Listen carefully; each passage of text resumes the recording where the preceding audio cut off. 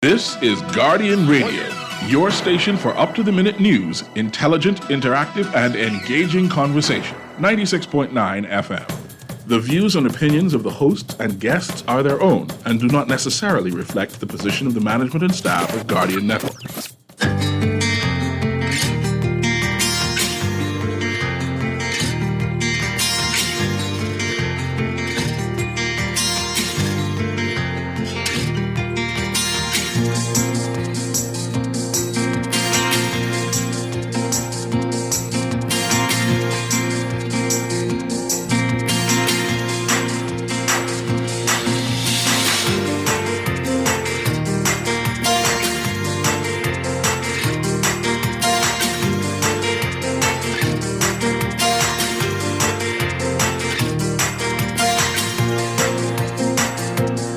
Good morning. The Commissioner of Police says criminals are taking the system for a joke, not feeling the full extent of the law. He's also calling again for reforms to bail in the country. And police are claiming that a murdered teen's mom was harboring a fugitive. Plus another setback for Grand Bahama. It's all straight ahead this morning. I'm Dwight Strachan, and this is Morning Blend. Wake up, it's a new day. Wake up, it's a new day. It's the start of a new way. You know that it's there. It's the start of the end of the old way.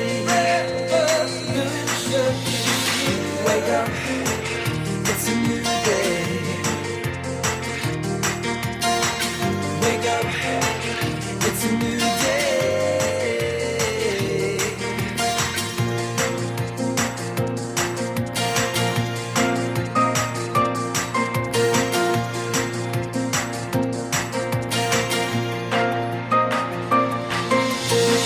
Wake up, it's a new day. Wake up, it's a new day. Wake up, wake up.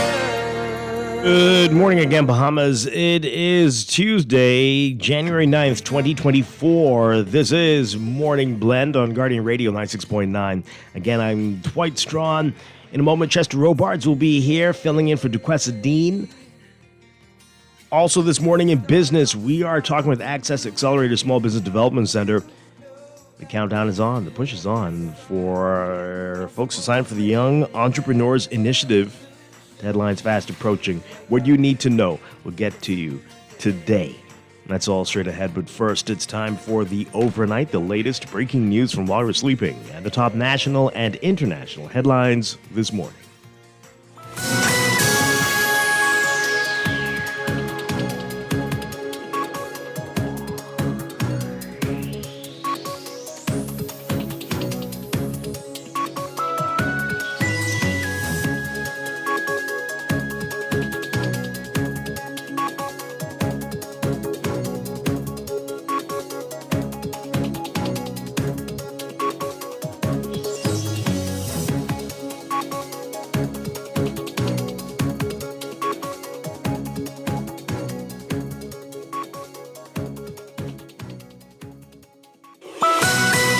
In the overnight, Commissioner of Police Clayton Fernandez says criminals in the Bahamas are not feeling the full extent of the law, and there's an urgent need to review the Bail Act. Fernandez says he was alarmed by the recent uptick in murders since the start of the year. 8 people were killed in the first 6 days of 2024, all of those here in New Providence. The commissioner says murder continues to be a vexing and frightening problem that is sending shockwaves throughout communities. Again at police headquarters, calling for a review of the Bail Act. He said, quote, after viewing all the matters that were cleared in 2023, serious crime, individuals charged for murders, what we've discovered is that a number of persons who were charged for murder got bail within 2 and 3 months after they were charged. Fernandez says something is seriously wrong with that. He says a 16-year-old male is currently on bail for 4 murders. Police have said that many of the individuals granted bail for murder end up dead in retaliatory killings. Fernando also noted that guns remain the weapons of choice for murder, especially high-powered rifles. Well, Commissioner Fernando is also claiming that the mother of a 16-year-old girl who was shot dead at her Nassau Village home over the weekend was allegedly harboring a man who was wanted in connection with a murder that occurred last week. Fernando telling reporters that the suspect, Gamaliel Gray, has a relationship with the girl's mother and was at their home on Lawton Avenue in New Providence when assailants shot up the house just before midnight on Saturday. Gray is a person of interest in the investigation into Gerald Coakley's death. The gunman chased Coakley into his home in southern New Providence shortly after noon on January 2nd and killed him. Commissioner Fernando lamented the fact that the girl was killed when she was not the intended target. Police previously said Davani Gray was charging a mobile device when she got shot. Fernando says he met with their family yesterday before the press conference. Meanwhile, Gamaliel Gray turned himself into police yesterday afternoon. 8 people, again, have been murdered in the Bahamas since the start of the year. All of those incidents here in New Providence. Amid ongoing concern over an influx of migrants from neighboring Haiti, Minister of Foreign Affairs Fred Mitchell says there is a need for their labor and that migration is required to maintain the Bahamas' population. He made his comments last week when asked about recent worries over the construction of shanty towns in Abaco and the broader topic of migration from Haiti.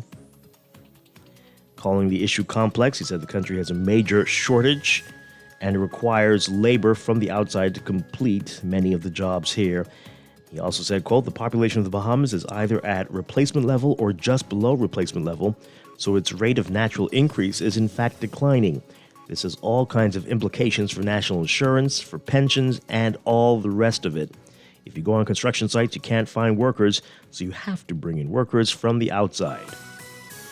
According to the latest census, the Bahamas population increased by 13.6% from 2010 to 2022, largely as a result of migration. Mitchell says while the situation is not unique to the Bahamas, there is a lack of understanding of it among the public.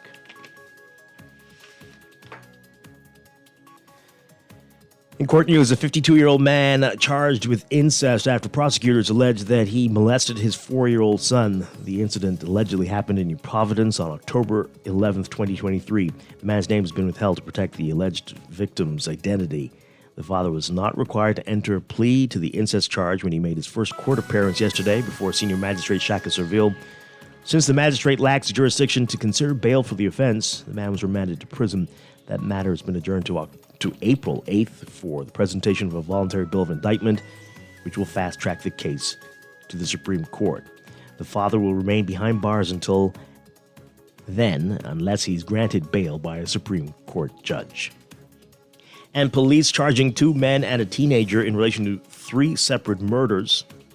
Prosecutors allege that 22-year-old Malek Sawyer is one of 2 gunmen who shot Jermaine Williams dead when he pulled up to his home on Martin Close off Cowpen Road on December 22nd. 3 days later, on Christmas Day, a 15-year-old boy allegedly fatally shot 38-year-old Mervyn McKinney at Jerome Avenue. Prosecutors allege that Tamiko Dorset is responsible for the January 5th beating death of Darrell Ferguson. Dorset is accused of bludgeoning Ferguson to death. The incident happened in a park in Millers Heights. The accused killers didn't have to enter pleas to the murder charges when they appeared in court and were remanded to prison. The teen's case was adjourned to March 22nd for him to receive a voluntary bill of indictment, and the adults will return to court on April 26th.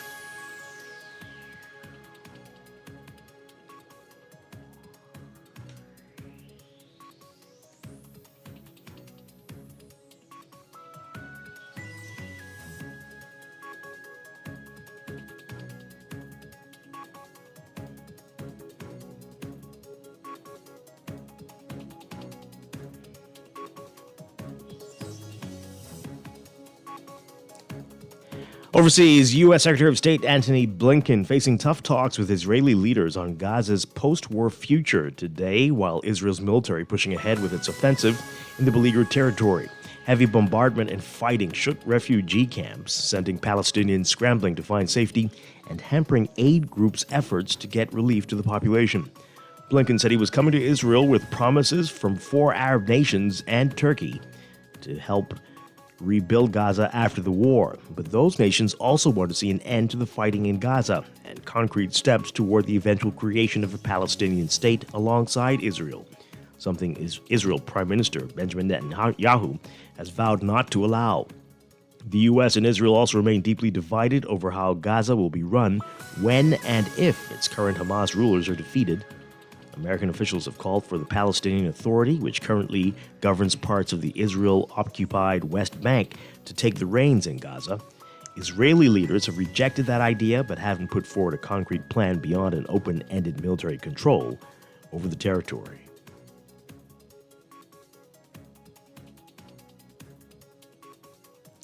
And South Korea's parliament today passing a landmark ban on production and sale of dog meat, as public calls for prohibition have grown sharply over concerns about animal rights and the country's international image. Some angry dog farmers say they plan to challenge the bill's constitutionality and hold protest rallies, a sign of continued heated debate over the ban. After a 3-year grace period, the bill would make slaughtering, breeding, and sales of dog meat for human consumption illegal from 2027 and punishable by 2 to 3 years in prison. It doesn't provide any penalties for eating dog meat. Dog meat consumption, a centuries-old practice on the Korean peninsula, is neither explicitly banned nor legalized in South Korea. It has long been viewed as a source of stamina on hot summer days. Recent surveys show that more than half of South Koreans want dog meat banned, and a majority no longer eat it, but 1 in every 3 South Koreans still opposes a ban, even though they don't consume it. The National Assembly passed the bill by a 208-0 vote. It will become law after being endorsed by the Cabinet Council and signed by the President, considered formalities since his government supports the ban.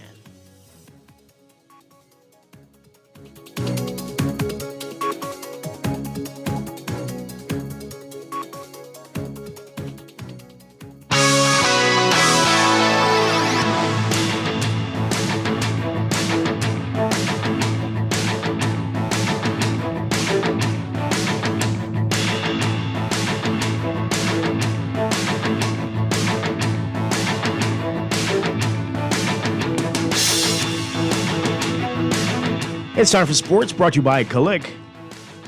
The Bahamas senior men's national basketball team will begin its FIBA, the International Basketball Federation, AmeriCup 2025 quest with an away match against familiar foe, Puerto Rico. That's going to be Thursday, February 22nd in San Juan. That game gets underway 7:10 p.m. Eastern Time. They will return and host Puerto Rico on Sunday, February 25th at the Candle Isaacs Gym. That game will get away at 8:10 p.m. Eastern Time. The Bahamas sits in the tough group inclusive of the United States, Cuba, and, again, Puerto Rico. The draw initially took place on August 9th. The last time the two teams played each other was back in February 2021 when Puerto Rico won 102-97. The Bahamas will be without the services of NBA players Shavano Buddy Hield, DeAndre Ayton, and Eric Gordon, as they are in the middle of their seasons. They will also be without NCAA players for these games. Team officials are optimistic, though, that they will still be able to feature a competitive team.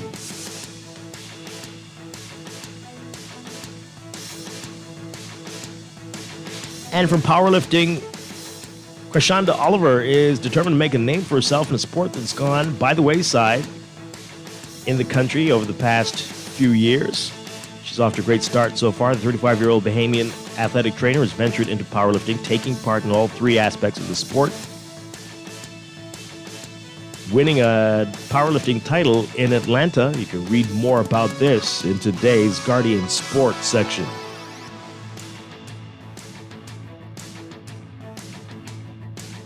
From the NBA, Ja Morant's season is over, with the Memphis Grizzlies announcing Monday night that their star guard needs surgery to repair a tear in his right shoulder.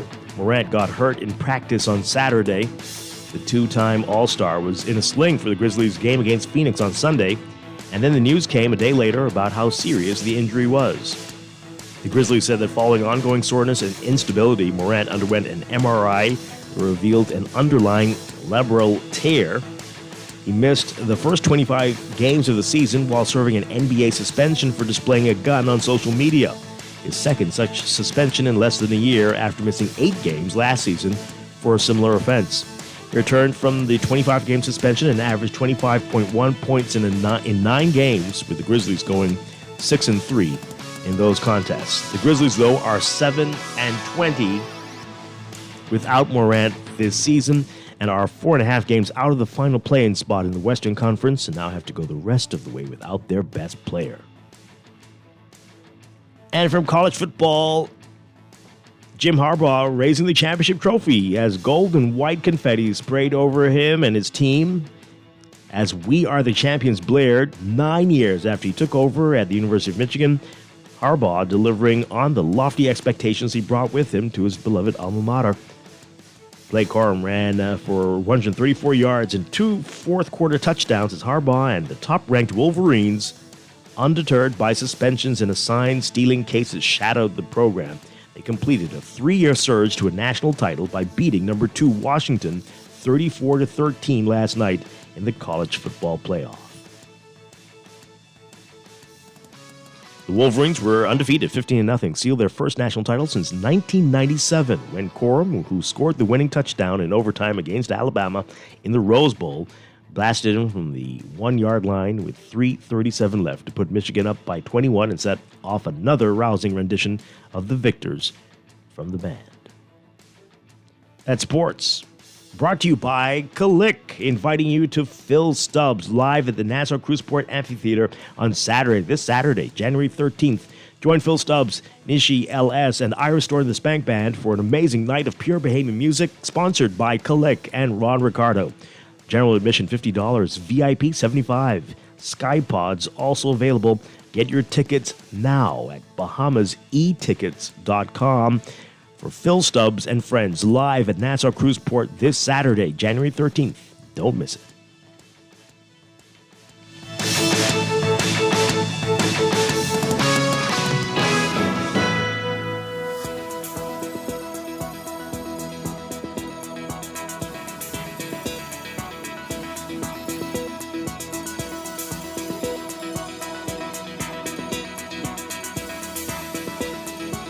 Your first look at weather for today. We've got a stationary front across the central Bahamas now. That's going to lift north and eastwards as a warm front today, keeping cloudy conditions along with a few showers across the northwest and central Bahamas. Meanwhile, a tight pressure gradient will persist across the islands, supporting strong to near gale force winds. But a cold front will approach the northern Bahamas late tonight or early tomorrow morning. So, there's a lot going on. We've got a number of warnings. Hazardous beaching and boating conditions will continue, and boaters are strongly urged to remain in port, and beachgoers should stay out of the water due to very rough seas, dangerous surf, and life-threatening rip currents along coastal beaches. There's also potential for minor coastal flooding or erosion, and motorists and pedestrians traveling along east and southeast coastal roads and the Glass Window Bridge in Eleuthera should exercise caution due to sea spray and overtopping waves. So for today, for the northwest and central Bahamas, we're looking at partly cloudy to cloudy and very windy conditions today with a chance of a few passing showers. Variably cloudy and breezy tonight with a quick passing shower or two possible. Boaters are strongly urged to remain in port. Winds east to southeast at 20 to 25 knots with gusts to near gale force. Seas 5 to 7 feet near shore, building up to 8 to 10 feet in Atlantic exposures and easterly swells. For the southeast Bahamas, partly sunny, warm, and windy today with passing showers. Mostly fair and breezy tonight with a chance of a quick passing shower or two. Boaters strongly urged to remain in port in the southeast Bahamas. Winds east to southeast at 20 to 25 knots with gusts to near gale force. Seas 5 to 7 feet near shore, building up to 8 to 10 feet in Atlantic exposures and easterly swells. Temperature-wise right now, it's about 74 degrees. Light rain in parts of New Providence. We're looking at highs getting up to around 78 Fahrenheit, 26 Celsius. Overnight lows tonight getting down to about 72 Fahrenheit, 22 Celsius. That's your first look at weather this morning. We'll have your extended outlook coming up after traffic in just a bit.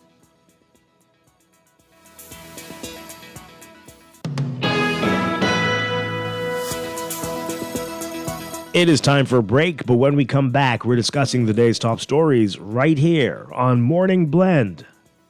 On your home for fresh news and smart talk all day, Guardian Radio 96.9.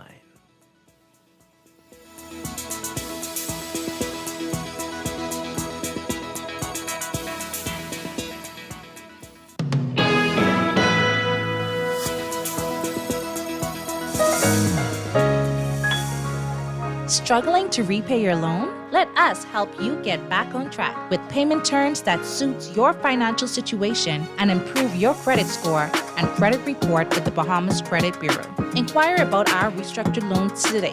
Call us at 356-7764.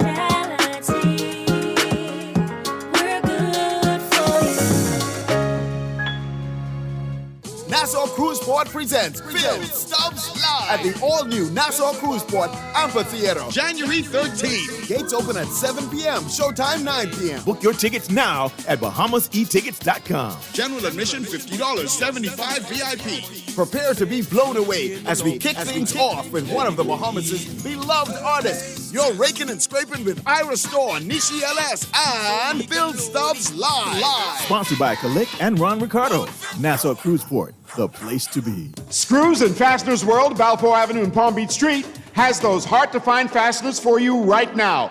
You can find stainless steel regular hex, carriage bolts, galvanized bolts, threaded rods, nails, self-tap screws, sex bolts, anchor bolts, turnbuckles, masonry tools, hand tools, and weed whacker strings. Check out the rope selection and car body fasteners, too. Special orders are welcome. It's your #1 fastener store. Screws and Fasteners World, Balfour Avenue and Palm Beach Streets. Call 326-1976. Scotia is turning your wishes into wins this holiday season. Spend $120 or more on your Scotia credit card between October 25th and January 10th, 2024 for a chance to win an amazing prize valued at $15,000, plus 2 consolation prizes of $5,000 each. Don't have a Scotia credit card yet? Apply today for a Scotiabank credit card online at bs.scotiabank.com or visit any Scotiabank branch. Conditions apply. This is Guardian Radio 96.9 FM. Fresh news, smart talk, all day. Wake up, it's a new day. Wake up, it's a new day. It's the start of a new way. You know that it's the start of the end of the old way. Wake up, it's a new day. Wake up, it's a new day.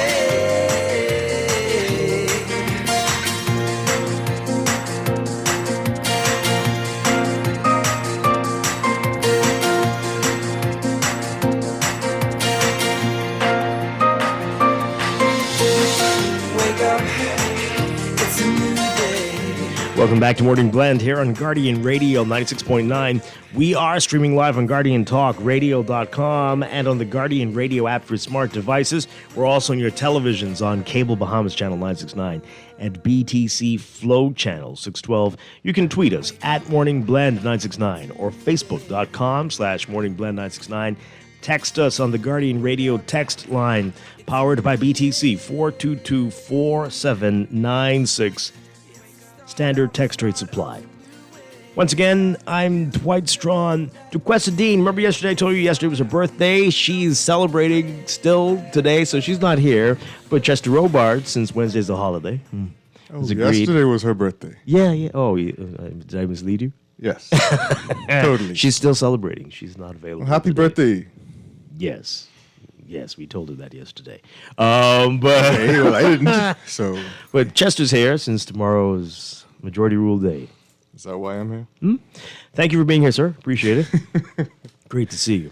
And you get to sleep in tomorrow. Isn't that wonderful? What? So coming up today, we got a lot to talk about, a lot going on in the news, and then later in business, we've got Access Accelerated Small Business Development Center. This is the final few days, folks, to get in on this, the Young Entrepreneurs Initiative. We've got the final details that you need. on this wonderful, wonderful project. Unless you turn too old. Right. Can you imagine you just missed it because you just Delay your birthday. Oh, well, some of us were never eligible in the first place, so look at that. But hey, we'll get the details in our 9 o'clock hour. But let's begin with what else is in the news.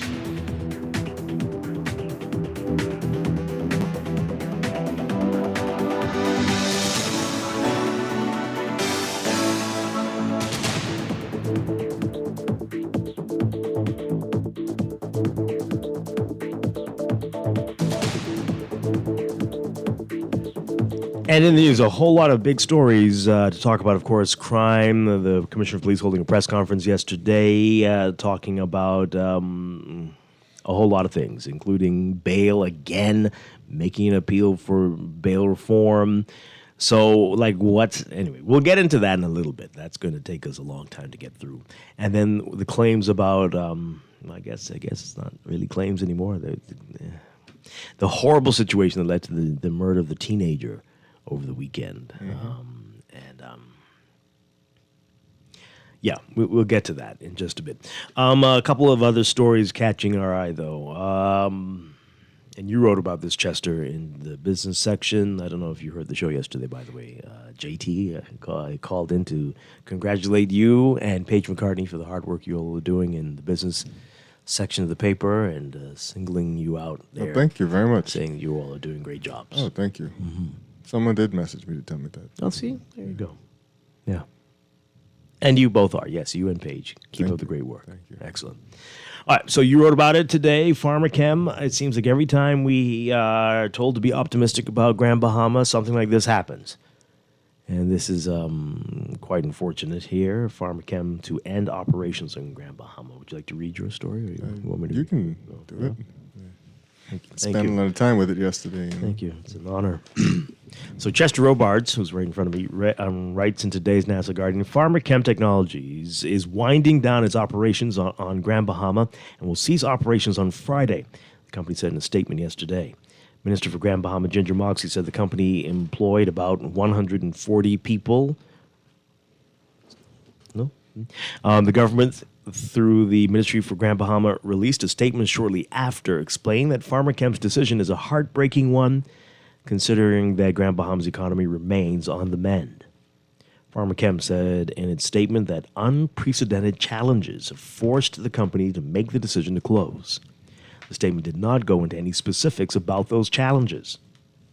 PharmaChem Technologies, GB Limited, this is a statement, regretfully announces the commencement of winding down current operations, effective January 8th, 2024. Wow.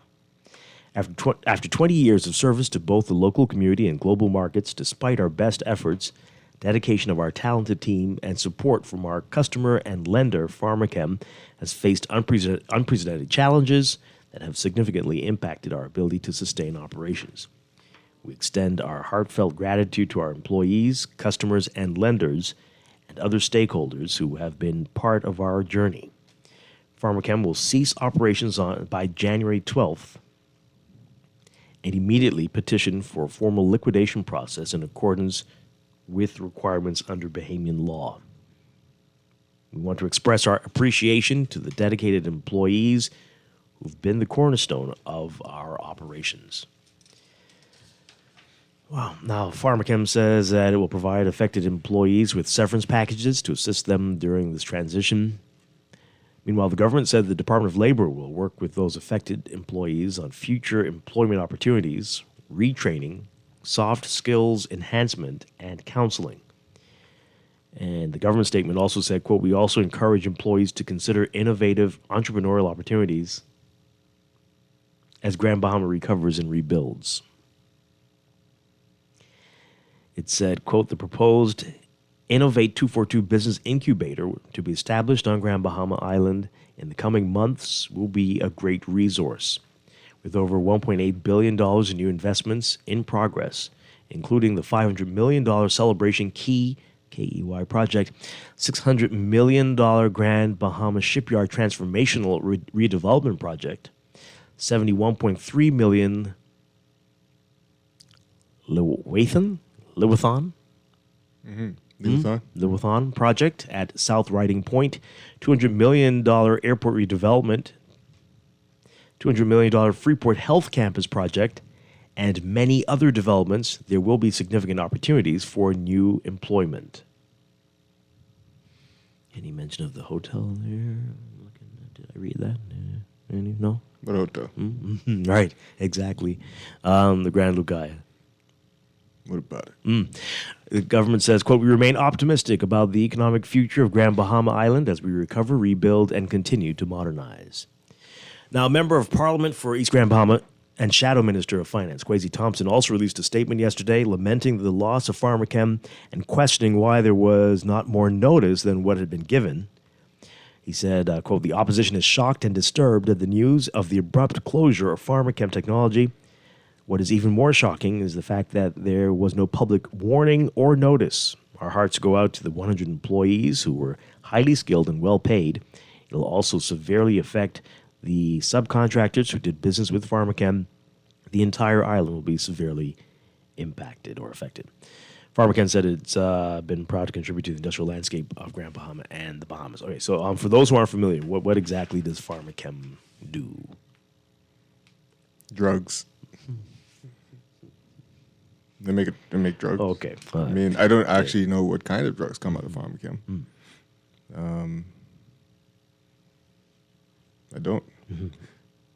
But that's all I know about it, to be honest. So here we go. On their website, they say they specialize in the production of high-quality active pharmaceutical ingredients in full compliance with CGMP standards. The C is small for some reason, but the GMP is big. Okay. They manufacture bulk active pharmaceutical ingredients. Yes. In full compliance with USA, European Union, Korean, Japanese, and Bahamian regulatory authorities who regularly inspect the site. The original site, developed by Syntex Pharmaceuticals, is located in Freeport on 70 acres of land in the industrial city, in the city's industrial area. Since 2003, they've manufactured API, again, that's the active pharmaceutical ingredients, of a leading antiretroviral for the fight against HIV/AIDS, led by Gilead Sciences, building a proven track record of quality and excellence in the I knew that. You brought that back. GMP. Now you remember? Yeah. Because one of the, actually there's a young entrepreneur, speaking of people who should start stuff after they've left there. Pretty works there. And he started a digital billboard company in Freeport. So at least he has that to lean back on. Wow. I hope that's becoming successful. Well, I think I saw it when we were there for the by-election. Yeah, they certainly were using it then. Wow. Beyond the production of API and intermediates, their expertise also includes analytical validation, process validation, commercial scale-up from kilo lab to full-scale manufacturing, technical transfer, and project management. Wow. So is there no opportunities for someone to purchase it? They just want to... I've actually never seen the campus. I don't even know if I know where the industrial area is on Grand Bahama. It's not the port. It is. So, but that picture, everything looks like that. But to be honest, I don't think I've ever been to that area when I've been to Grand Bahama. Yeah, that's rough. That's rough. Again, and this is one of the companies. Take me on a field trip. One of the companies people mention when they say, but we have so much going on in Grand Bahama and so much opportunities. Pharmachem comes up a lot, of course. Yeah. So really would like to know what the unprecedented challenges were. And again, are there no opportunities for someone to purchase, somebody else to buy it out before this complete closure? Let's talk about it, folks. What are your views? 323-6232. 325-4316. 325-4259. Toll free, 242-300-5720. If you're in Grand Bahama, maybe you have some insight. Give us a call, 242-300-5720. Tweet us, Facebook us, text us, 422-4796. All right, let's go to the phone lines. Good morning, caller. You're on the air. Golly day to Sister Kimmeris along with you and Chester Dwight. Hi, good morning. Good morning. We need justice, law, and order in this country, the Bahamas. And I hope this cycle that we are now in, we'll have some justice, law, and order. Dwight, what I want to ask you and Chester, of course, right? That company in which were closed up, by the way, I'll put it this way. When government give people the prerogative to start their business in the Bahamas, right? To government, how I should put it,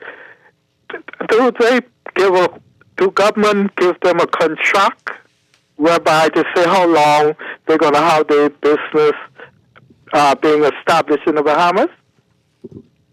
Because I don't understand you just close down just like that. Well, I mean, if you're struggling, if you're losing money, if you can't pay people, then, I mean, you can't force someone to stay in business. But still, I don't see the point of closing. I mean, the thing is, if you're going to just jump up and close down, you're supposed to let the government know so the public would know what's happening, that you're about to close down, and the reason why. Well, it would be good to know when the government knew. Just because they issued a statement after Pharmachem issued a statement doesn't mean they just found out. Right. And okay, my other point is, I suspect that by-election had a lot to do with when this happened and when people were prepared to announce, but that's just me. Okay. My other point is, right, those people what were consuming dog, what's the span limit on their age? How long do the people in that country live? I don't know, and I don't think we should get into it, but I have no idea. But South Korea is one of the most developed countries in the world, so I don't know. But they're trying to ban it. That's what the government is trying to do. What's the name of the country again? South Korea. South Korea. Okay. Okay, thank you, Rod. Okay, thanks a lot. What did I miss? South Korea's parliament has finally you read voted. this? Yes, this was in the World News okay. to ban the dog meat, farming and consumption. But there's opposition to it. Good morning, caller. You're on the air. Good morning, Dwight. Can you hear me? Yes, we can. From one blind person to the next blind person. Good morning, Bremen. From yours truly, the pauper. And good morning, Chester in Bahamas. Good morning. I think I understand Bremen's question, or I ain't sure, right? He asks if the government have contract with these, like, investors. Paraphrasing what he said. I think, Bremen, if Dwight could correct me if I'm wrong, I think you call it a MOU. Right, Dwight? I mean, that's to start it. No. We ain't talking about the start it or the finish it. Yes, to start it. We talking about in the beginning. He asks if the government have contracts with these people. They sign off something so they don't be able to do what they want to do. Like agreement, you ask. No, that's not what he was asking. He was asking if they have a time period for which they are required to function, to operate. Yeah. So and then he sound like someone say if you made an agreement. But correct me, in the past we know like they do that thing which you call MOU.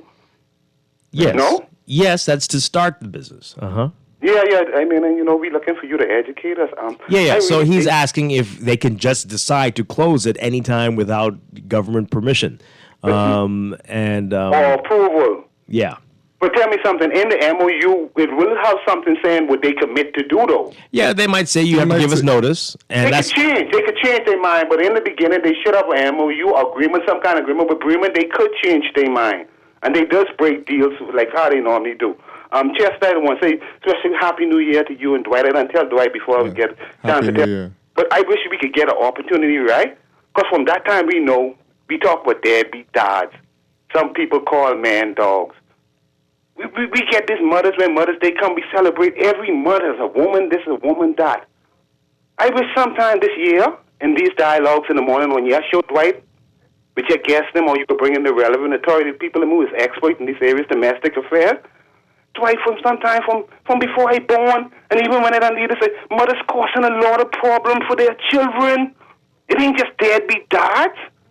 Mothers indulge in foolishness, growing up, how to say, monsters. The girls just as bad as the boys today. Guns, doing foolishness, killing people.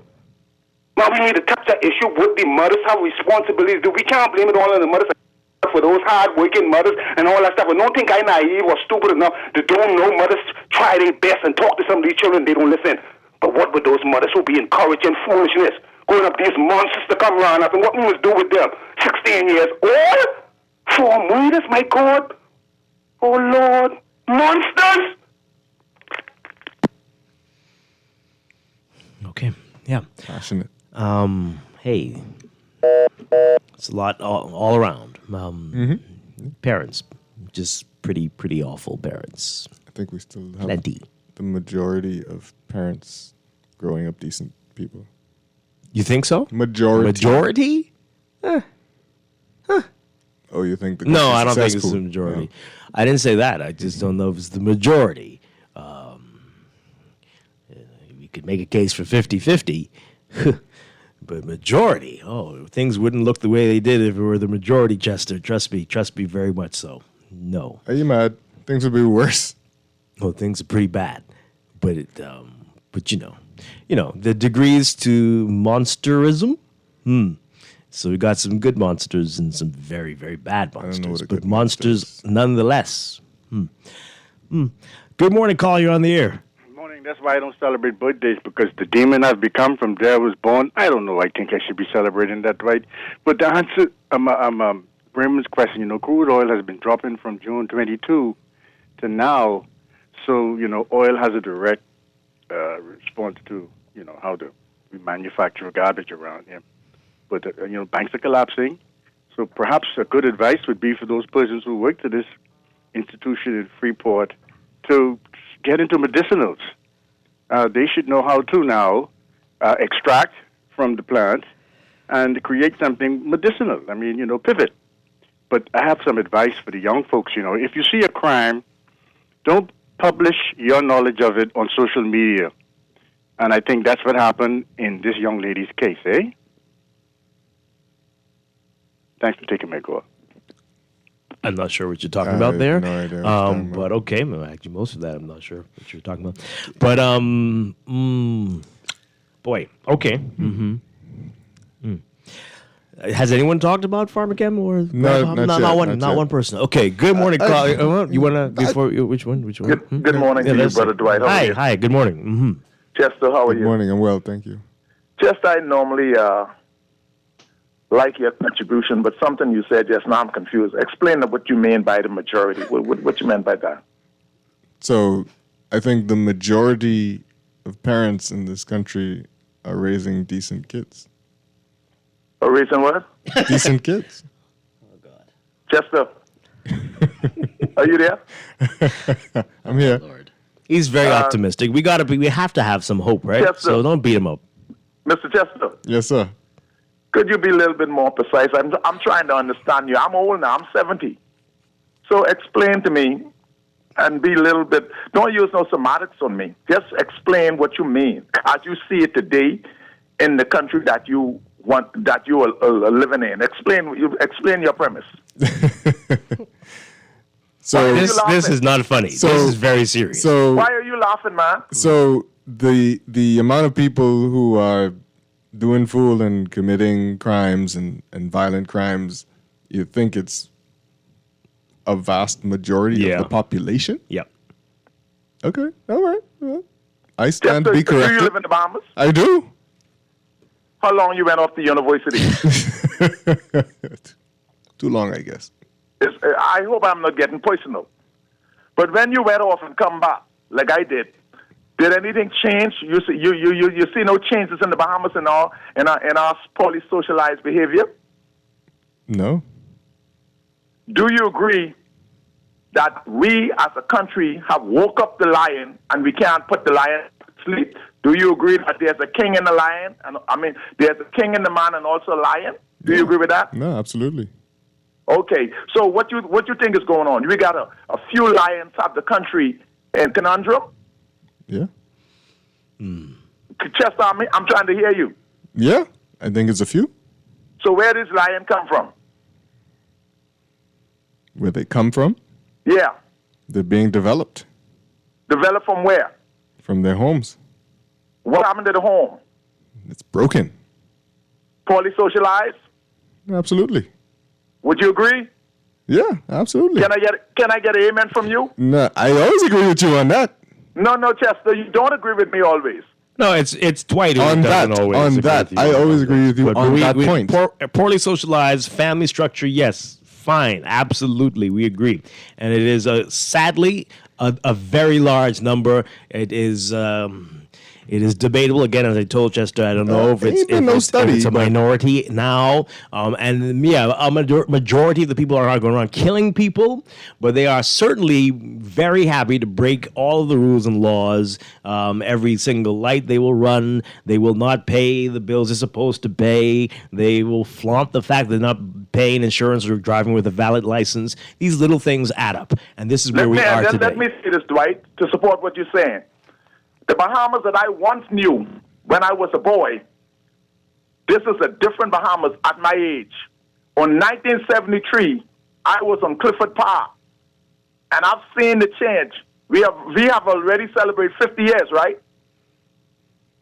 Yes. Hello? Yes. Am I right? Yes, almost 51. And I've seen the change in 50 years, and this comes from the home, the poorly socialized society that we have, because we have liberalized all of the traditional values that once worked, and we believe that we are smarter than God. We want to replace the Constitution of the Bible, and we want to liberalize it, and there comes the lion roaring, and we now can't put it back to sleep. Have a wonderful day. Okay. All right. Thank you very much. Appreciate it. Wow. Okay. So Pharmachem, nobody seems to care. Well, that's unfortunate. This is sad for Grand Bahama. I hope there is an opportunity for someone to express some interest in it and carrying on the operations, maybe, and save the jobs there. They use the word unprecedented, right? Yes, and they need to explain that. I wish they do, and the government should make them explain it. And again, the government should come clean about when they knew about this.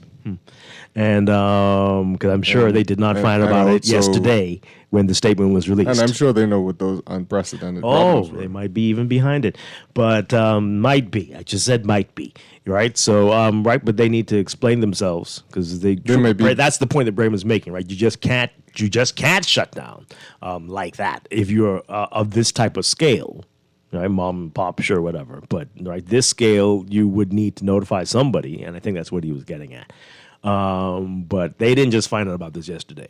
There's no way they did, and they know more about what's going on. Well, because I'm sure, I don't know who, maybe the government's behind the person behind that person. We are talking about Freeport here. You didn't say the government's behind. Well, on the side? Okay. The government... What? We are talking about Freeport here, which is run by somebody else, pretty much. Right? Well, notice that the minister for Grand Bahama and the government issued a statement, not the Port Authority, right? And why not? I don't know, but just notice that. Boy, let's take these calls really quickly. I do want to get to something Fred Mitchell said, and it's we have to analyze that. Fred Mitchell. Yeah, I'll need some music for him. I don't know. Darth Vader? No. Star Wars? No? That's cheesy. He needs his own music. You mean like original? Like when you go to talk about Fred Mitchell, they go, Fred Mitchell. Right. Yeah. No, I see. Like the music that when Darth Vader came these days. No, not that. Good morning, caller. You're on the air. Good morning, Mr. Dwight. Hi. Happening, Chestnut? Good morning. How are you? All right. All good. I just calling in for a little, for the first time in the new year. Because I ain't call y'all in a minute. For the rate, I just call to try and give a little perspective and a little balance to where this country going as a whole. You see what I'm saying? I would look at this country, we can move forward, but we need the right people in place. You know what I mean? The right captains, who know where to sail. They know how to navigate. Now, we got laws on the book, and we got a lot of things going on in this country, including murder. We got to deal with the priority first in this country. We can't look forward unless we deal with these things now what got us stagnated. You see what I'm saying? Including the movement of the people of the Bahamas. We ain't moving nowhere. This nation ain't moving nowhere. We still leaning on what Pendant them established. You see what I'm saying? Everybody just going to be waiters, going to work in the straw market, Where are our entrepreneurs? Where are our engineers? When we can start building cars, building our own police car, building our own boats, building our own planes, you trying to tell me we ain't capable of more than just straw work? I know we better than that. I know we better than that. I know I better than that. We need to deal with our register, our legislative laws. We need to get them intact. We need to know who in this country, who's behaving, who is pledged their allegiance to this Bahamas. Because right now, everybody running around, and you don't know who is who, and this nation ain't going nowhere. I could go further, but I just want to touch on a little something like that. We can't move forward until we put the right legislations in place and we focus on behemoths. We can't focus on what the world think, the UN. Let's focus on getting behemoth and comfortable homes with bathroom, clean up the place. We don't have to run Canada or nowhere. We build our nation. We build up this place like the kingdom of God. Okay. All right. Thank you very much. All right. And this call, and then we want to get to some text messages. Then we'll get to what Fred Mitchell's saying. Good morning. Call you on the air. Hey, good morning, Dwight, and good morning, Chester. Good morning. Yeah, man, I agree with everything that last caller just said because that really makes a lot of sense, right? Because I really believe that the Bahamas is on a roundabout. It's just going around and around, right? And we just spinning around, right? Because the leaders really don't want no better for the people, right? And that was displayed when this administration said they don't want no Freedom of Information Act. But right, when it comes to that situation inside Freeport, right, I personally believe that has something to do with this hike of national insurance that is going to be implemented on the end of this month, right? I hope the government, I don't think the government took in consideration the impact what that can put on businesses in this country, because it isn't like we have a vibrant economy or economy that grows, right? We have a stagnant economy, and all this government is interested is putting more bills on the masses, right? And not. That's really not the best way to look at national insurance, though. I mean, we're demanding more from national insurance, right? We want more services where people are living longer. You are correct, Dwight, but look at Dwight. There's a lot of other ways they could get money from the people. You know, what about these people with making these high salaries in this country and have to pay nothing for it, right? The majority of the people will be affected by national insurance, but you know who they are. They poor, struggling people. The vast majority have to pay we can do both of those. We can have income tax and corporate taxes, and still will need to increase the contribution rate to NIB. I agree with that, but let's try to see if we could grow the economy in the same time too. Right? That's way the people wouldn't be left too far behind, because I mean I have no problem in paying no bills, right? But you know how hard it is for people to pay bills when ain't nothing coming in. I hear you. Absolutely. Yeah. Okay. Interesting points. Thank you very much. Appreciate it. Well, I mean, I guarantee it's bigger than NIB. It's not that. But we need to know. We do need to know. It would be good to know. All right, some messages here before we get to that Fred Mitchell story, and then I have to take a break. This person says here, Dwight, during school pickup time yesterday, I witnessed a person create a third lane for almost a mile, and to my shock and horror, as the driver approached, I peered into the small Japanese vehicle to discover who was driving, and it was an old gray grandpa. Now, tell me what happened to his family structure. Well, yeah, we cannot say our problems are all caused by the young people in this country. That's what you seem to want to suggest. Who does? What? B? No. Trust me. These are all inherited genetic issues Old great we've got grandpa going might on have here. other issues. Okay, people are passing down their demonic genes. Oh, so obviously, these people, those young people, are all learning it well from somebody. Okay, but if you think half the population was a wreck, then there would have been two cars going up the third lane. Trust me, there was somebody else behind there. I guarantee you. That may not have been old great grandpa's problem, though. Why he was speeding? Why he was doing something else. In any event, he created a problem. Maybe he saw the lane in his head. See, well, we got to deal with this, right? All these things, people see that and think, I can do this too. And I can do that too. And since I got away with that last time, I'm going to do it again today. And then from there, you go further up. Well, since I didn't pay this, I'm not going to pay that. And then since I can do that for the government or whatever, I can take this from you. And I can take that from them. Yeah. And I can walk in their yard and take anything I want. Yeah. And it just goes from there to murder. Well, because part of the problem is, like you mentioned, people say, I ain't paying this. Before, there were no consequences to not paying these things. Mm-hmm. Still not. Look at property tax. There were no consequences. Now, inland revenue is finally reaching in your pocket and telling you ain't got a choice. When was that the case before? You got the commissioner saying, "No, we too soft on crime." Yeah, he said it. Yeah. Well. Okay, these text messages here. Someone says here, crime is high in Nassau. The Bahamas is not only Nassau, people. How many murders have you heard of in the Family Islands? Nassau is Sin City by itself. And you are absolutely accurate. But here's the problem with that. The majority of the population lives on this tiny island. So, whether you like it or not, this is the Bahamas. How many people have we got here? Like, what, 400,000 a bit? Mm-hmm. And how many now in Nassau? Because it's well over 200,000. It's what, we're approaching, 250, 275 maybe? Maybe even 300? It's the majority. So, hey, I'm all for, let's spread this out. Let's get people on other islands. But you all don't want to do it, and it's not like it's easy. It's very difficult. And then Nassau's still going to be trying to pull the strings. Who wants that? So we have a complete structural issue here that we're not willing to address.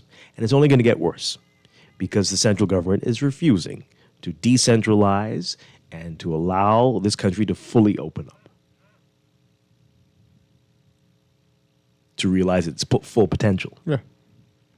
But it will only be in a few years. It'll be the 400,000 will be right here in New Providence.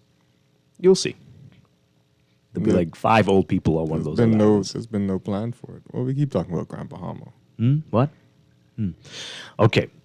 This person here says, we need some hope. I think the majority of kids are good, but we need to implement zero tolerance. Read the book called Prince of the City, how Giuliani, when he was good, took New York from murder capital to peaceful capital. This is how we can do it. It works. How did he do that? There were some good things in there, not some not so good things, but it did have a positive impact on New York City, absolutely. Yeah. A good mayor can do a lot. Apparently, we'll never know. This one says here, with all the tax increases and sky-high electricity bills, it's not surprising companies are closing. Chester's on point. Look at the data. The majority of people under 17 are good and have been brought up decently. The data shows that less than 2% of the kids end up in prison. We have about 5,000 to 7,000 coming out of school each year. I was at a UB graduation last year, and I saw hundreds graduating. The majority of the people are doing the right thing.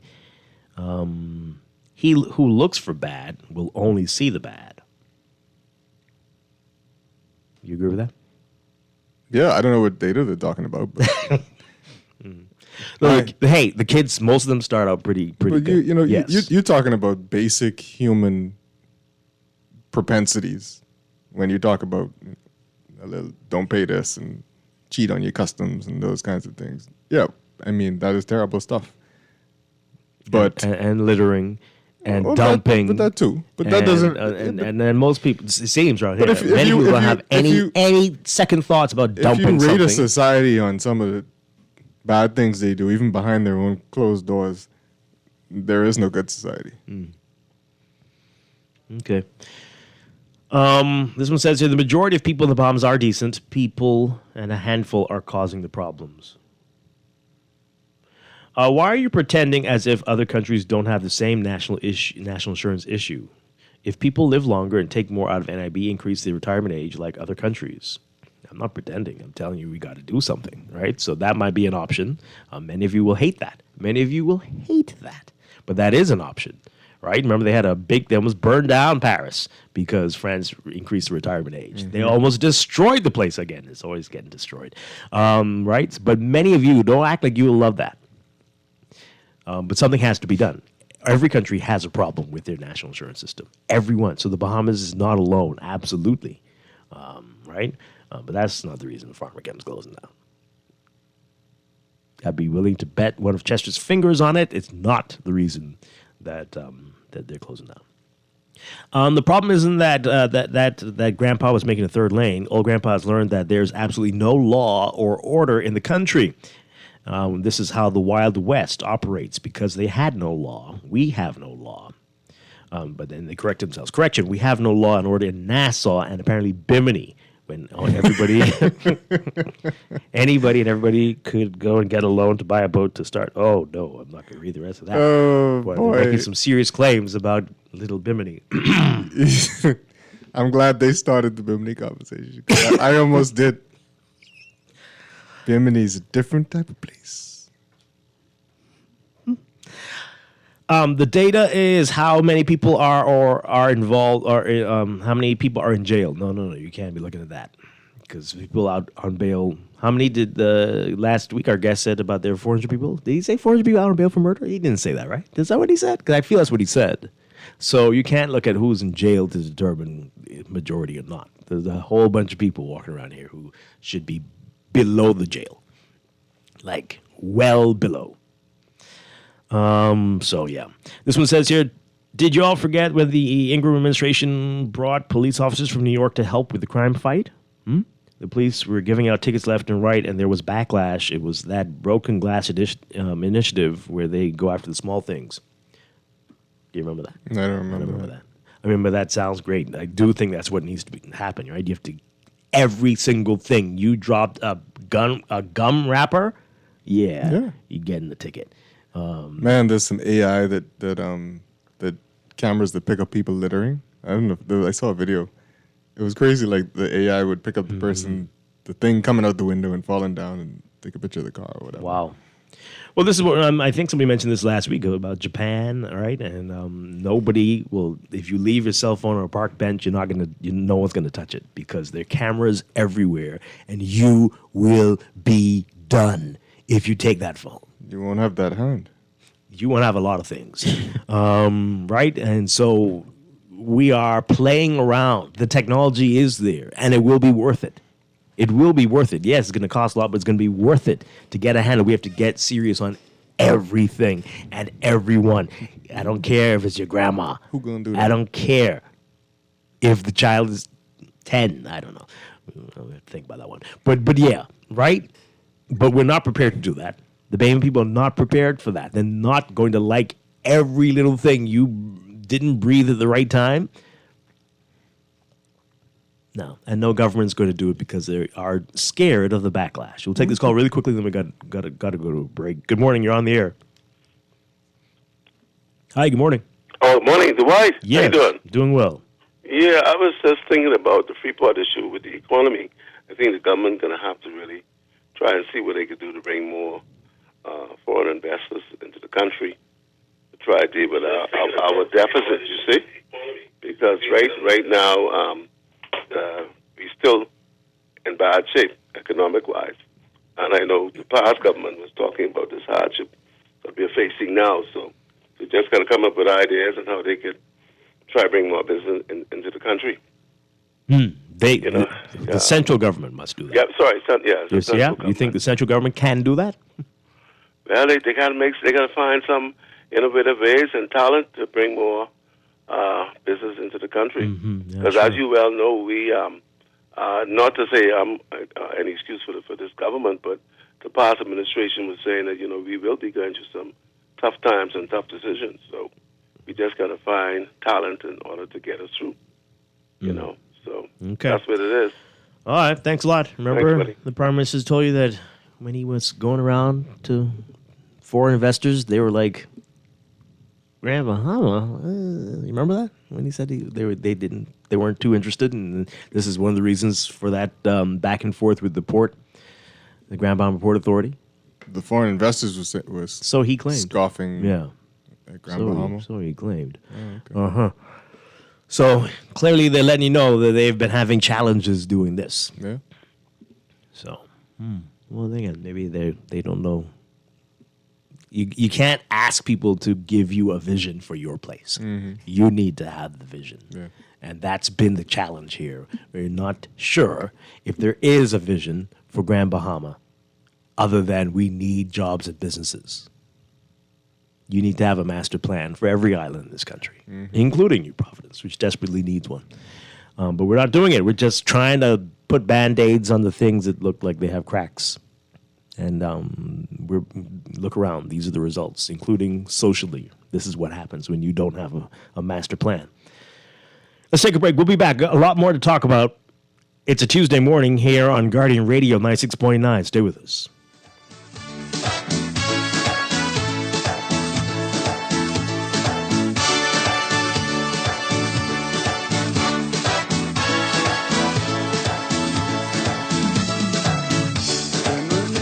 Is a tropical island on the Gulf Stream side.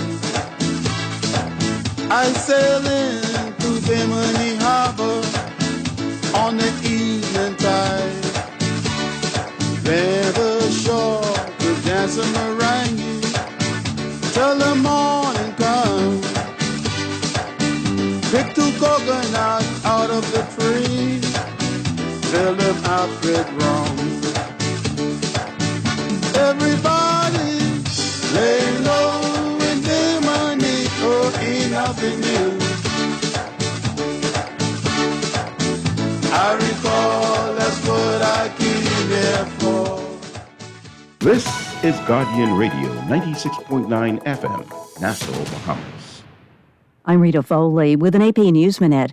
The National Weather Service's Josh Weiss now on the snowstorm that's pelting the nation's heartland. Already that has produced very heavy snowfall of 6 to 12 inches across parts of Kansas, Nebraska, and more than a foot of snow in places like northeast New Mexico. Meteorologist Josh Weiss. Donald Trump will be at the federal courthouse in Washington today. An appeals court will hear arguments on whether he is immune from prosecution on charges that he plotted to overturn the results of the 2020 election. A U.S. citizen's been arrested on drug charges in Russia, say officials there. The arrest of Robert Woodland Romanov was reported by the press service of the Moscow courts. No details yet on the charges against him. U.S. Secretary of State Antony Blinken is holding talks in Israel as he seeks a plan for Gaza's post-war future. Michigan beat Washington 34-13 in the college football playoff title game. I'm Rita Foley.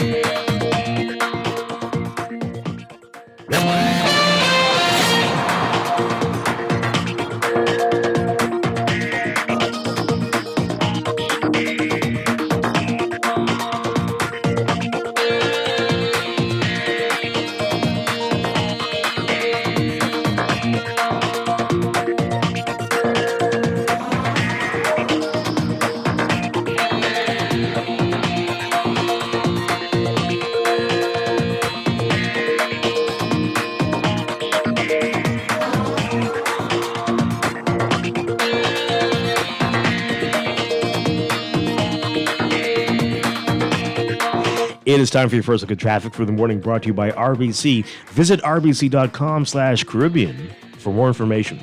In your real-time traffic on this Tuesday before a holiday tomorrow, we've got heavy traffic on Milo Butler Highway from Fire Trail straight up to Tonic Williams Darling Highway. As usual this hour. Glasson Road also looking busy for you just north of Fire Trail straight up to John F. Kennedy Drive. Blue Hill Road also seeing heavy traffic from about Carmichael straight up to Independence Drive. Independence Drive backed up westbound this morning. Heavy traffic westbound at this hour. And East Street and Soldier Road, that area looking congested for you, especially eastbound on Soldier toward the intersection with East Street, and then East Street from just south of that intersection straight up to the roundabout with East West Highway and Independence Drive. Robbins Road, as usual, heavy traffic between Soldier and Old Trail. And Eastern Road, very heavy traffic from just east of Foxhill to about Johnson Road, Prince Charles Drive, the major intersections as well. Along Saunders Beach, heavy traffic eastbound toward the roundabout with New Providence Highway.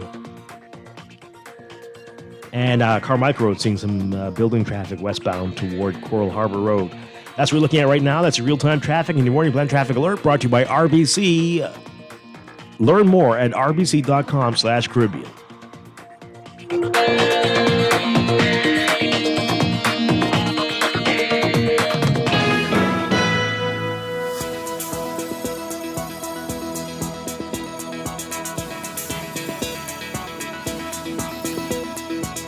And time for another check of your weather brought to you by Easy Car Sales. We've got a stationary front across the central Bahamas that's going to lift north and eastwards as a warm front today, keeping cloudy conditions along with a few showers across the northwest and central Bahamas.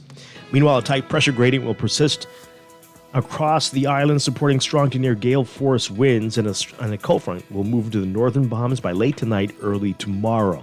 So we're going to look for hazardous beaching and boating conditions today, and possible overtopping waves and coastal erosion. More on that in our weather check coming up after the 8 o'clock news. But for today, partly cloudy to cloudy, very windy with a chance of a few showers.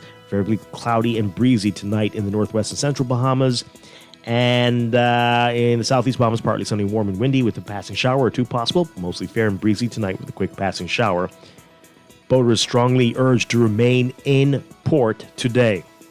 And again, we're going to be seeing winds gusting to near gale force. Temperatures getting up to around 78 Fahrenheit, 26 Celsius. Overnight lows tonight getting down to 72 Fahrenheit, 22 Celsius. More in the extended outlook for your holiday in our next weather check. This weather check brought to you by Easy Car Sales. Unleash the power of electricity. Test drive an electric vehicle at Easy Car Sales and discover the instant torque, quiet ride, and the power of an EV.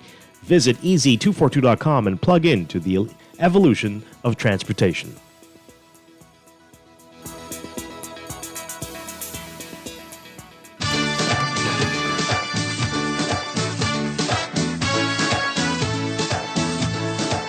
This is Guardian Radio, 96.9 FM, Nassau, Bahamas.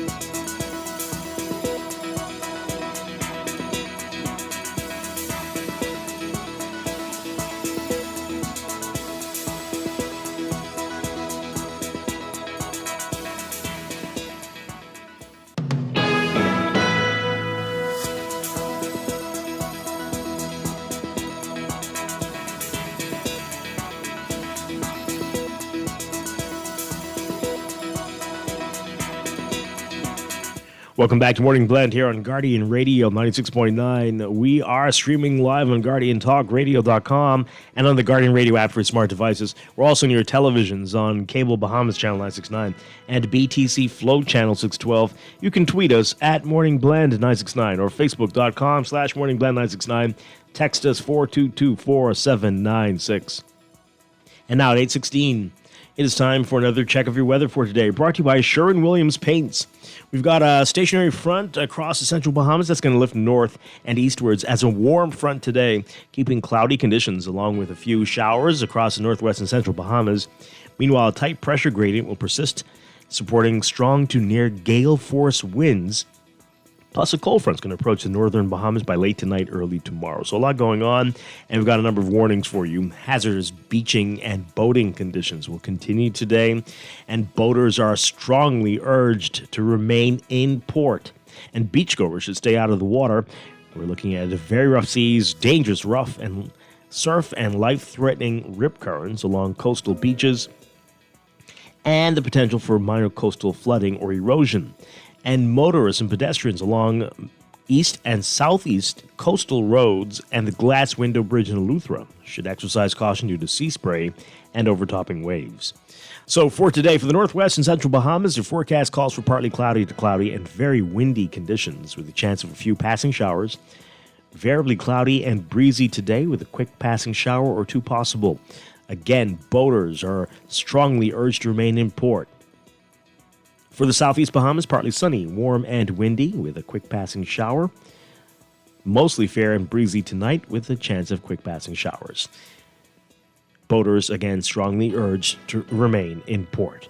Temperatures today look for highs around 79 Fahrenheit, 26 Celsius. Overnight lows tonight getting down to about 72 Fahrenheit, 22 Celsius.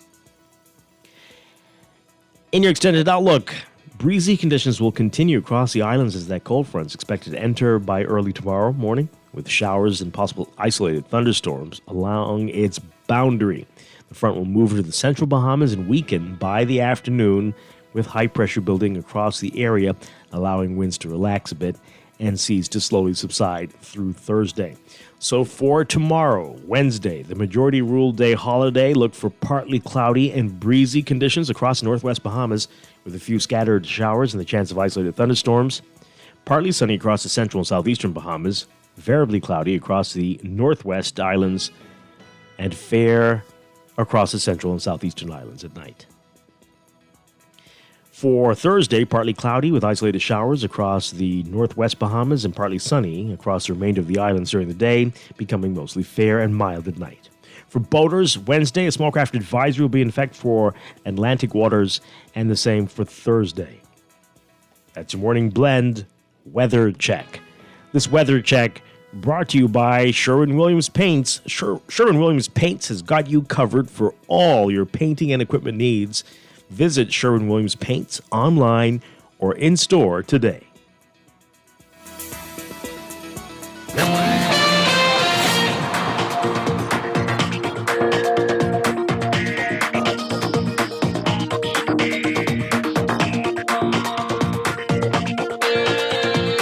$8:20 the time for another check of your traffic for this morning. Brought to you by RBC. Visit rbc.com/Caribbean for more information.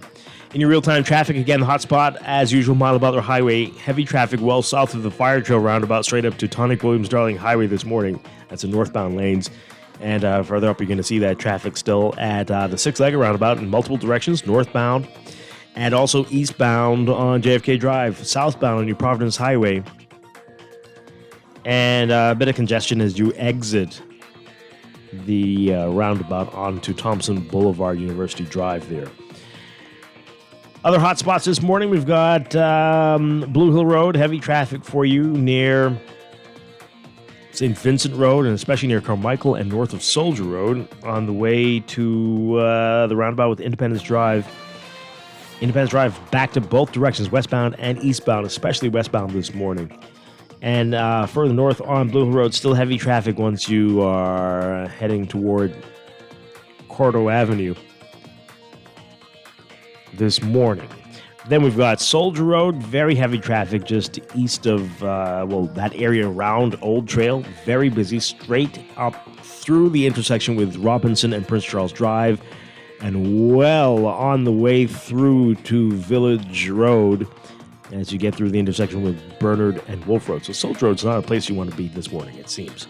Old Trail Road looking not good for you, especially northbound this morning. And that Robinson Road area, that's just a terrible loop. Soldier, Robinson, and Old Trail. Avoid it if you can. The alternate routes are not going to be good for you, though.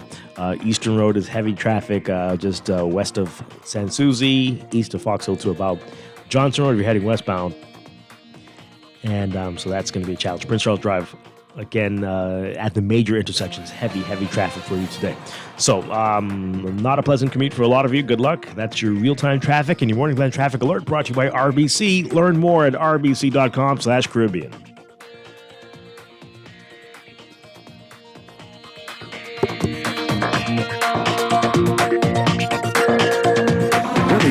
For your first or new home, or even using your existing home as equity, RBC understands that your journey to home ownership is unique, and your mortgage financing should reflect that. That is why at RBC we have dedicated mortgage specialists that provide sound advice and helpful solutions to make your dream home a reality. Best of all, the RBC mortgage team is mobile, flexible, and will meet you almost anywhere. Visit rbc.com/take 60 seconds to connect with an RBC mortgage specialist. Champ, baby girl, cable guy is here. Since the very beginning, you have been with us. This is called wave, and this is called the internet. Okay. Right, so for over 2 decades, we've been with you every step of the way. Weevo is total class. Look at her go. She's in front. I follow me. I'm president. So yeah, times may have changed, and so have your needs as our valued customers. But some connections stand the test of time. Rev, we're with you.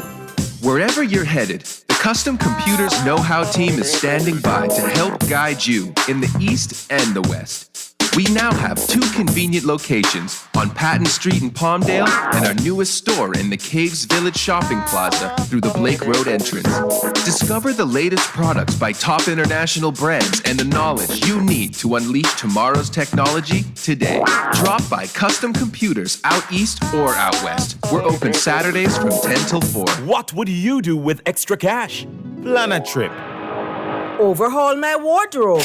With CIBC First Caribbean, you can get comfy with savings on your mortgage costs. Buy or build your home or switch your mortgage to us and get up to US $1,000 off the loan application fee. Up to US $2,000, US $10,000 towards switching costs. Your pockets will be comfy too. Visit CIBCFCIB.com/get comfy for more information. Conditions apply. Doctors Hospital has reimagined primary care. We have invested to improve our health system, ensuring that accessible, affordable, world-class clinical care is closer to you. We understand that your relationship with a primary care provider shapes the foundation of your overall health. Our new modern primary care facilities are where critical diagnoses and true personalized treatment begins. With locations across New Providence, Grand Bahama, and Exuma, we invite you to experience the Doctors Hospital difference. Book your next appointment at clinics.doctorshosp.com. The National Insurance Board encourages all employers and self-employed persons to stay ahead of the 2024 rush by scheduling a meeting with your inspector today.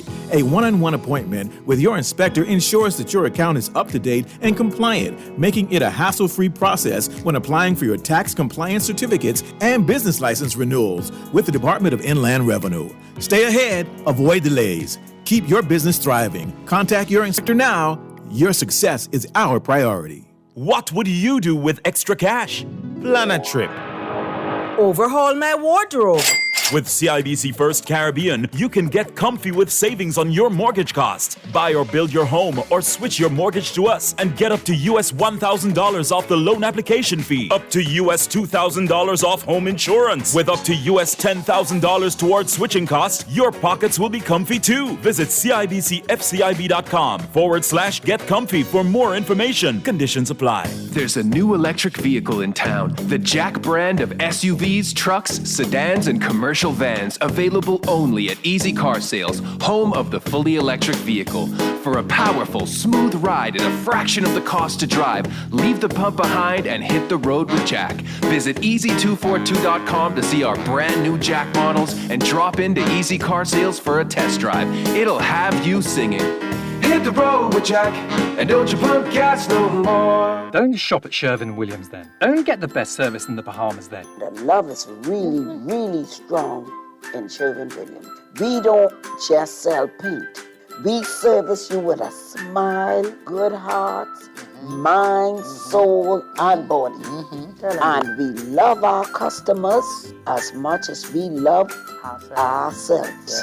Yes, real talk. I'm not just saying this Real talk. to impress myself. We love to go beyond with customer service. So they feel delighted to come in Sherwin-Williams because they know I can either see Dee Dee, or I can see Shelly, or one of our other wonderful staff members. We treat our customers with the respect of our boss because there are many paint companies they could choose to go to. No, baby. If they go to some other paint companies, so I gonna get this little thing at the end of the week. We want to make sure you get that little ting, Shelley. Come visit Shelley and Dee Dee at Sherwin-Williams, Bahamas, and you'll surely find colour in every day. At RBC, we know buying your new ride is a very personal experience with many decisions to make. That's why we leave the car choice to you and ask that you leave the rest to one of our RBC Auto Finance specialists, trained to provide sound advice and helpful solutions to make your dream car a reality. The RBC Auto Finance team is mobile, flexible, and will meet you almost anywhere. Visit rbc.com/lovemyride to connect with an RBC Auto Finance specialist in your area. Wherever you're headed, the Custom Computers Know-How team is standing by to help guide you in the East and the West. We now have 2 convenient locations on Patton Street in Palmdale and our newest store in the Caves Village Shopping Plaza through the Blake Road entrance. Discover the latest products by top international brands and the knowledge you need to unleash tomorrow's technology today. Drop by Custom Computers out east or out west. We're open Saturdays from 10 till 4. Ready to save? You can put $100 into the CFAL Savings Express Plan and make sure your money keeps growing. Earn interest on your savings while you're sleeping, eating, or standing in line at the bank. Ready to invest? Start by putting $1,000 into our mutual funds and earn interest there too. Because at CFAL, your interest is our interest. Visit CFAL.com to start now. CFAL, growing wealth for future generations of Bahamians. This is Guardian Radio 96.9 FM. Fresh news, smart talk, all day.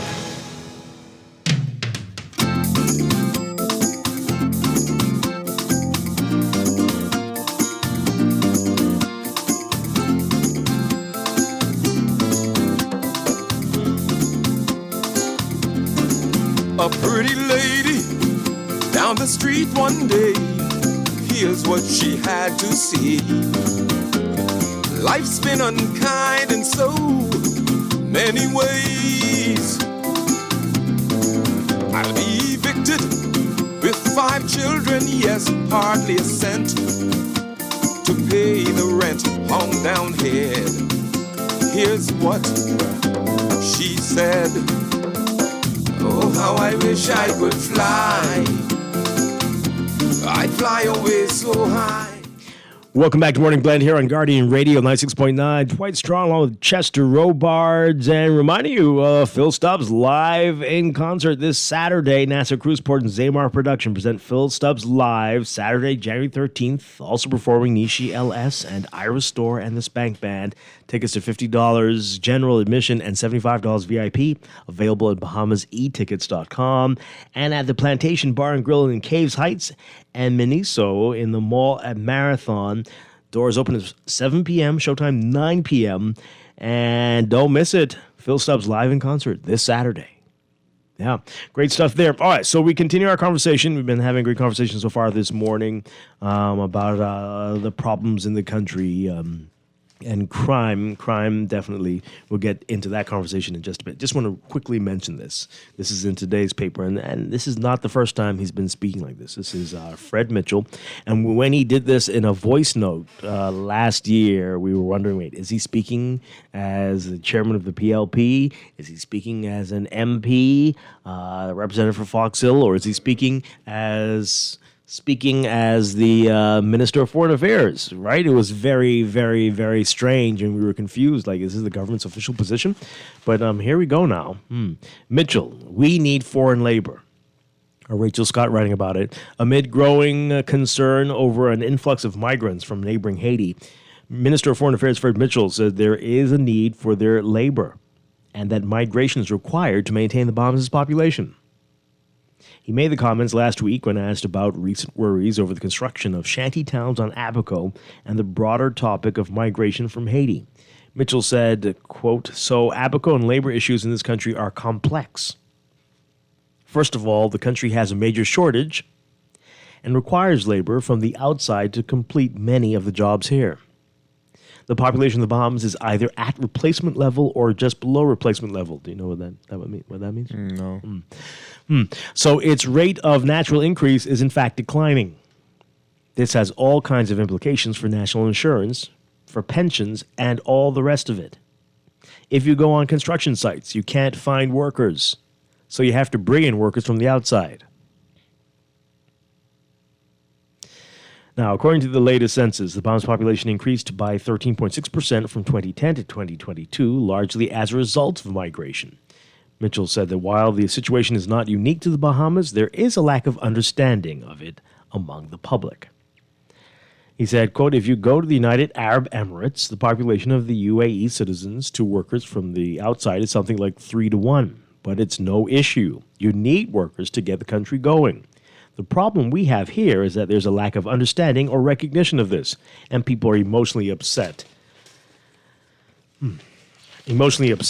About what they see as a group of people trying to take over the country." Okay, that's not what it is. That's not what it is. Do you know of anybody who's gone to the UAE illegally, undocumented? They just walked in and tried to get a job. You know Living anybody? in a shanty town in the desert? Yeah, you know anybody? That's not what the issue is. So controlled migration, people apply and come and work. No right-thinking person has a problem with this. That is not what's going on here. And we have employers who are flaunting the rules and the laws, happy that they are not abiding by what is required of them. And this is what's creating the problem. It's not the same. Also, are we talking about skilled or unskilled labor? Because we got lots of unskilled laborers who aren't working, who Tons of them. could Plenty. possibly be on the job. Doing all kinds of things they can't even spell. Exactly. Right? While we have a whole bunch of babies sitting around doing nothing. Yes. So it's not the same, Minister, and you know this. Not at all. And if everybody were working and everybody could find a job and we still couldn't meet the needs of the workforce, sure. But again, not a free-for-all and not shanty towns because you can't provide housing for the people. So please, let's stop. Let's stop. And this is very scary. And the Minister of Foreign Affairs talking like this, right? So what does that mean? We have a shortage, so whatever? Is that what you're saying? He goes on to say, "I assure you, no one can take this country over unless Bahamians allow it." Well, that's the problem. We are very worried that many Bahamians would allow it. Many would. There are rules in place. Immigration works. It does its work. No, that's not what you all say when it's convenient, right? That's not. What does that mean? I don't know. What? Because you keep making appeals, not this minister, but others, about how if we can find a place where there's a qualified Bahamian, we're going to reject the work. So which one is it? Is that how you really feel, or not? Do you just say that when it's convenient around Labor Day? If they're qualified Bahamians, we're going to hire the Bahamian. We're going to make sure we're not going to approve the work permit. But now immigration works. It does its work, and we need them. Okay.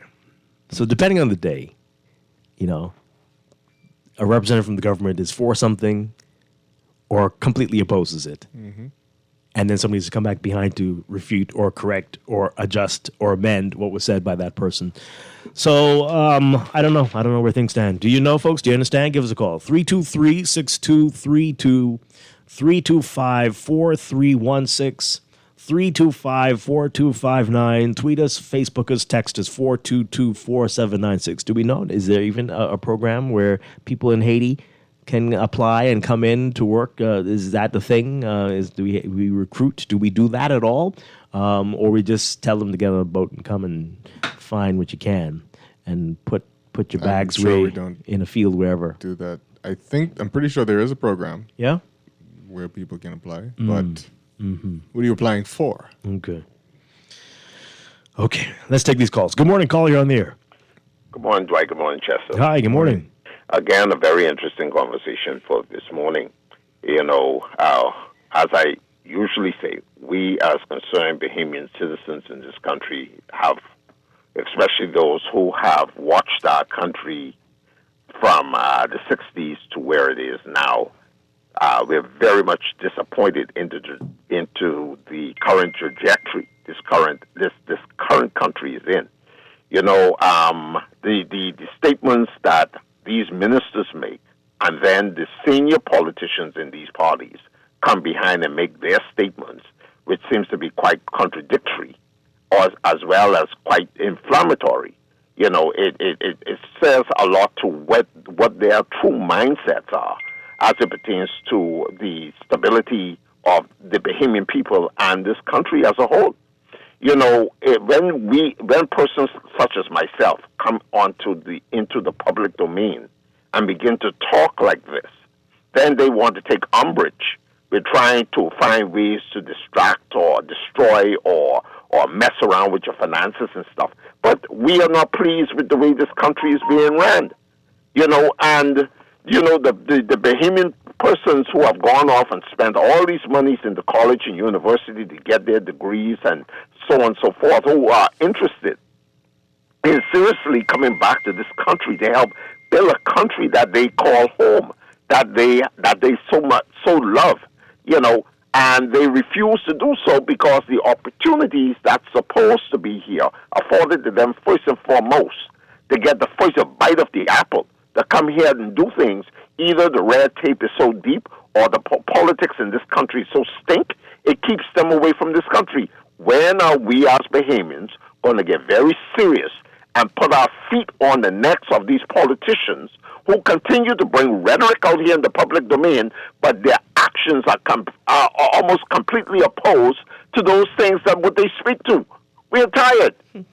We're very sick and tired, Dwight. Well, give Fred Mitchell some credit. I mean, what he's saying is what we thought was really the way they do think.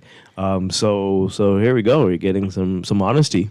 Well, Fred Mitchell isn't the one I'm really targeting here specifically. I'm talking the whole atmosphere of this governance in this country today. It's in question.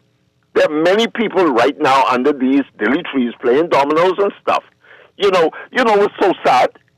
So many of us who are seasoned professionals in this country, who still have life, still have energy, still have everything, you know, and we are able to assist in some of these industries that need the help.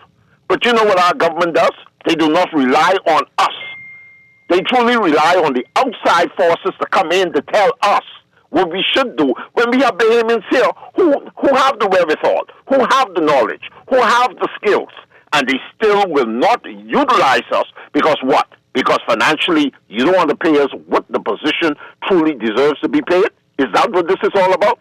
Dwight, we have to change the mindset of our people and get away from politics. Let's save the Bahamas for Bahamians.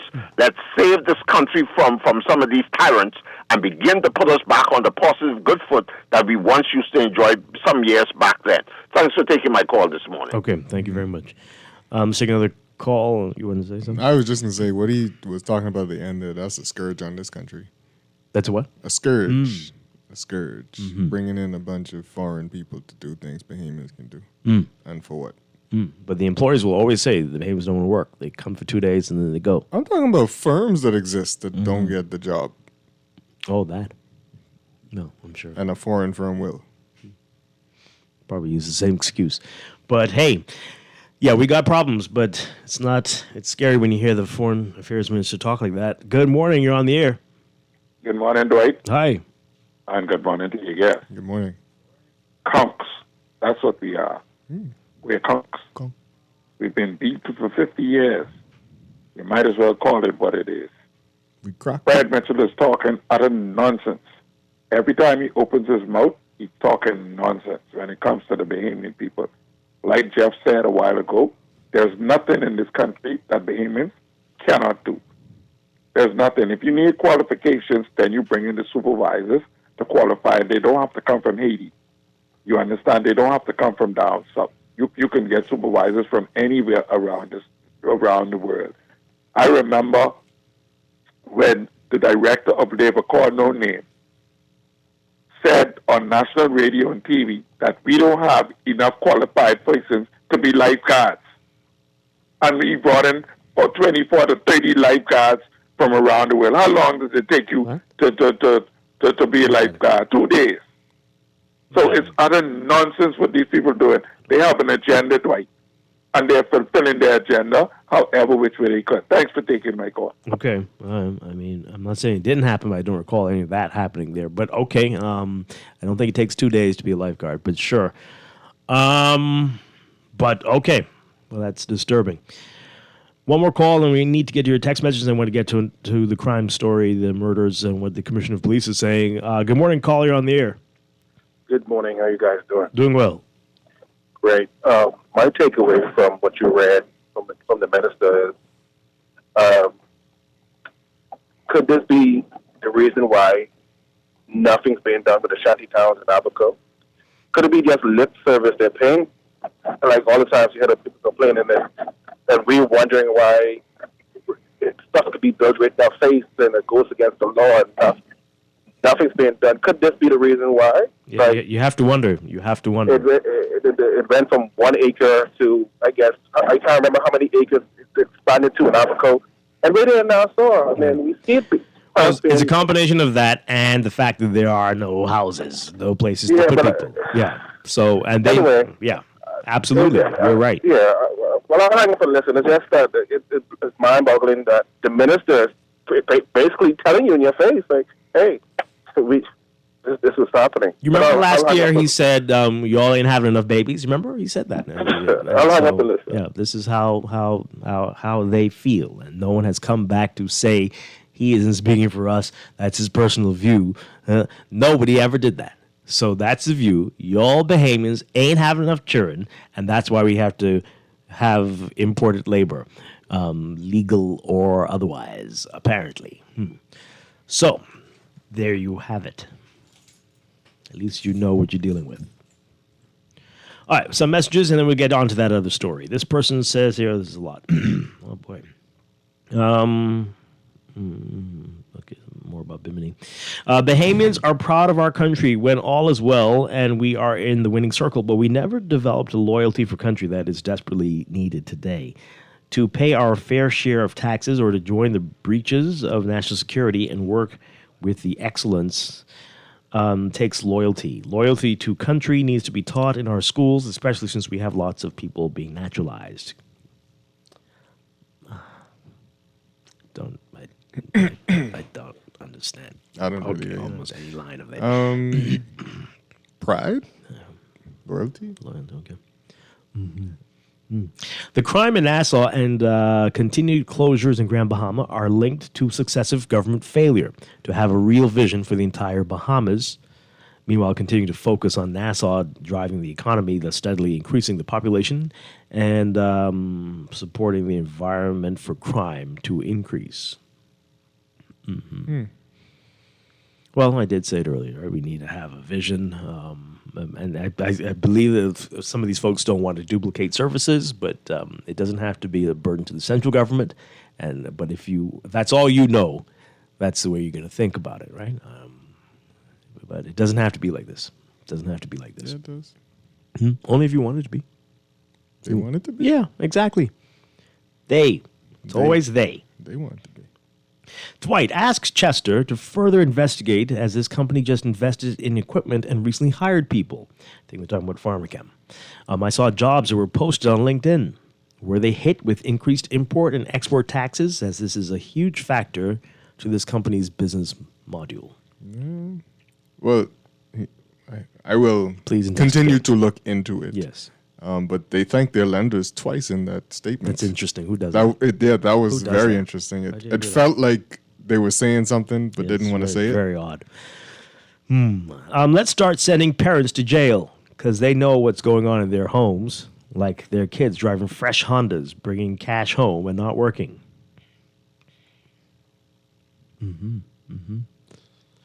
The UAE oil and their citizens collect checks every year. They are all millionaires, so they import labor. It's not the same. Here we are poor and we want to bring in labor. No wonder the crime's so high. That's in response to Fred Mitchell, I suspect. Yeah. Okay. Maybe he's on the task of getting this particular government out because he makes statements that many Bahamians disagree with. Oh, who's put him on that task? I mean, they don't come back and disavow any knowledge of what he's saying or what he said, right? Yeah. They don't ever say, and they don't, right? Something could be done about him if they had an issue with what he's saying. That's never happening. So you can come to only two conclusions there, right? Who want to approach Fred Mitchell? And review him? Is he the king? What's happening here? What's going on here? Yeah. Since you like to talk about kings, who could do it? Okay, who could do it? Of course, Bahamians won't allow it as they are giving citizenship to everyone. So we can't complain when it's more of them than us. Well, they become us. You gotta make them say "bay." What a conundrum. Dwight, this message is a constructive comment for Chester. Chester, your news report. Oh, dear. Okay. Well. All right. Well, I'll let you read that off here.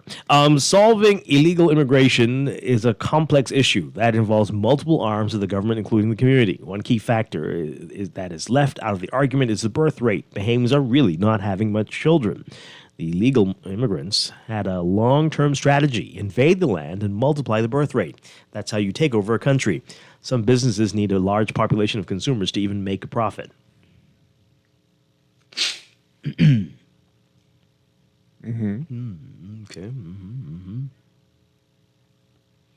Hi, Dwight. I just returned abroad. My granddaughter has a National Geographic's book for 2024. It lists the language of the Bahamas as Creole and English. My granddaughter asked me about it, and I simply told her it is English. It's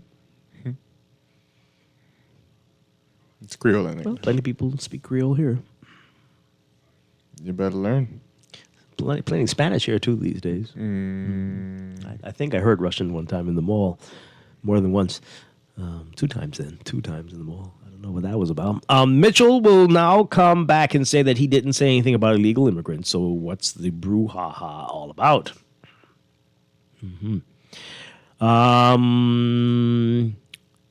Good boy. You're trying to cause me to read this on here? What? I have to edit this. Hi, Dwight. I highly respect you, but you do know that Mitchell is a clown. Wow. Just look at the words that come out of his mouth. He needs to retire, and he has outlived his shelf life, I guess it's saying. It has nothing to do with housing, nothing. It was always about population. And all they drive is the second-hand Japanese devil cars. Our country is too small. These police are too connected and have families that are vulnerable if they stand up to these criminals. Sad but true. Okay, well, let's get into that right now. Let's get into what the commissioner is saying. So once again, Commissioner of Police Clayton Fernander making an appeal to someone to do something about the Bail Act. I mean, you know who it is, but do they hear this? Do they listen to him when he speaks? Well, why is this? This is what, the 10th time he's done this? Somebody tell me we need to keep a Clayton Fernander bail request plea table so we can keep track of this. But no one seems to be listening. The government's not doing anything about it, it seems. But take a listen to this report from our very own Chester Robards on some of the things that the commissioner spoke about yesterday at a press conference. And Police Commissioner Clayton Fernander updated the media and the Bahamas on the latest murders yesterday, but also explained that he would like to see changes to as an effort to keep more potential criminals off the street. Well, automatically, you are charged for a criminal offense. Yes, you may be entitled for bail. If the law says that if you don't bring the matter to head within 3 years, then they could review and consider bail. I have no problem with that. But you can't, 2 months after you're charged, 3 months, you're out on bail. I know between, but 3 years, we should be able to bring that or start that trial. And when you do analyze those matters, it's the same. The number of them is a lot of the same players that we see in most serious crime. So I would love to, if we say 2-3 years, if you don't bring it to head, the prosecution don't bring it to head, then yes, you could review and get bail. But I feel like in 3 years, man, we should be able to bring that to head. And this afternoon, police said they arrested. Yeah. And they also reported late this afternoon that a teen girl was stabbed on Meadow Street and was taken to hospital. Police are continuing to investigate both of those matters. Okay, so Chester Robards there on the news. Mm-hmm. All right. So these are very disturbing stories, right? People out on bail, and this has been a thing for a while now. This is not that you've been waiting in jail so long and haven't had a chance to get your trial, and now after 3 years. No, it's 2 to 3 months. And we've seen that people tell you that. They say they see people who were charged with shooting their son dead. And that happens in January. And in March, they're walking around buying chicken at a fast food place or something, right? Yeah. How? How is it possible? Even killing more people or being killed themselves. Possibly, right? A story. A 16-year-old boy out on bail for 4 murders. This is clearly a joke. So it's not just the criminals taking the system for a joke. It's all of us, right? Including our elected officials. This has to be a joke. How do you get bail at 16 for 4 murders? Did the 4 happen at one time? Is that what this is? Oh, you couldn't possibly have committed 4 different murders and be out on bail at 16. What? What have you been doing? That's all you did with your life? You woke up and killed? Pretty much. So what's really happening here? Well, the end of that report, too, you had the 2 minors with 2 guns and 60 rounds of ammunition. Yeah. What'd they get? No, they were just picked up yesterday. Oh, I see. Okay. Madness. And then, of course, this story, which was a tragedy, and now you have to wonder, like, this is why we say Chester is not a minority. Something is wrong with the mindset of most of our people now. Most. I don't know if it was like this 10 years ago, but it certainly is like that now. Murder teen's mom harbored fugitive, right? Our Tanika Thompson writing about this. The mother of that 16-year-old girl who was shot dead at her Nassau Village home over the weekend was allegedly harboring a man who was wanted in connection with the second murder that happened this year. Commissioner of Police Clayton Fernander telling reporters yesterday that the suspect, Gamaliel Gray, has a relationship with the girl's mother and was at their home on Lawton Avenue in New Providence when assailants shot up the house just before midnight on Saturday. I think I've seen this on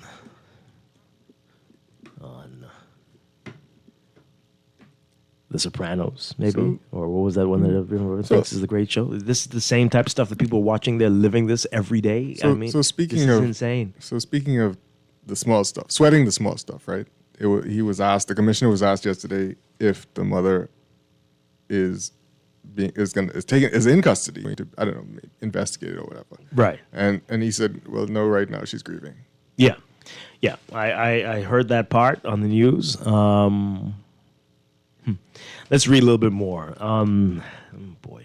Gray, this is Gamaliel Gray, is a person of interest in the investigation into Gerald Coakley's death. Gunmen chased Coakley into his home in southern New Providence shortly after noon on January 2nd.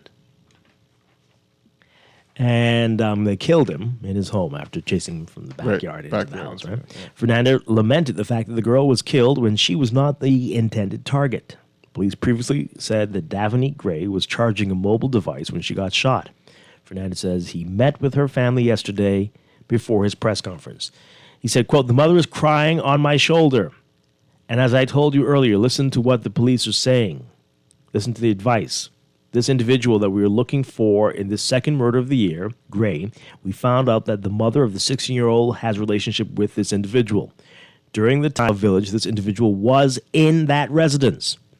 Officers had chased him just maybe a day or so earlier because we were looking for him.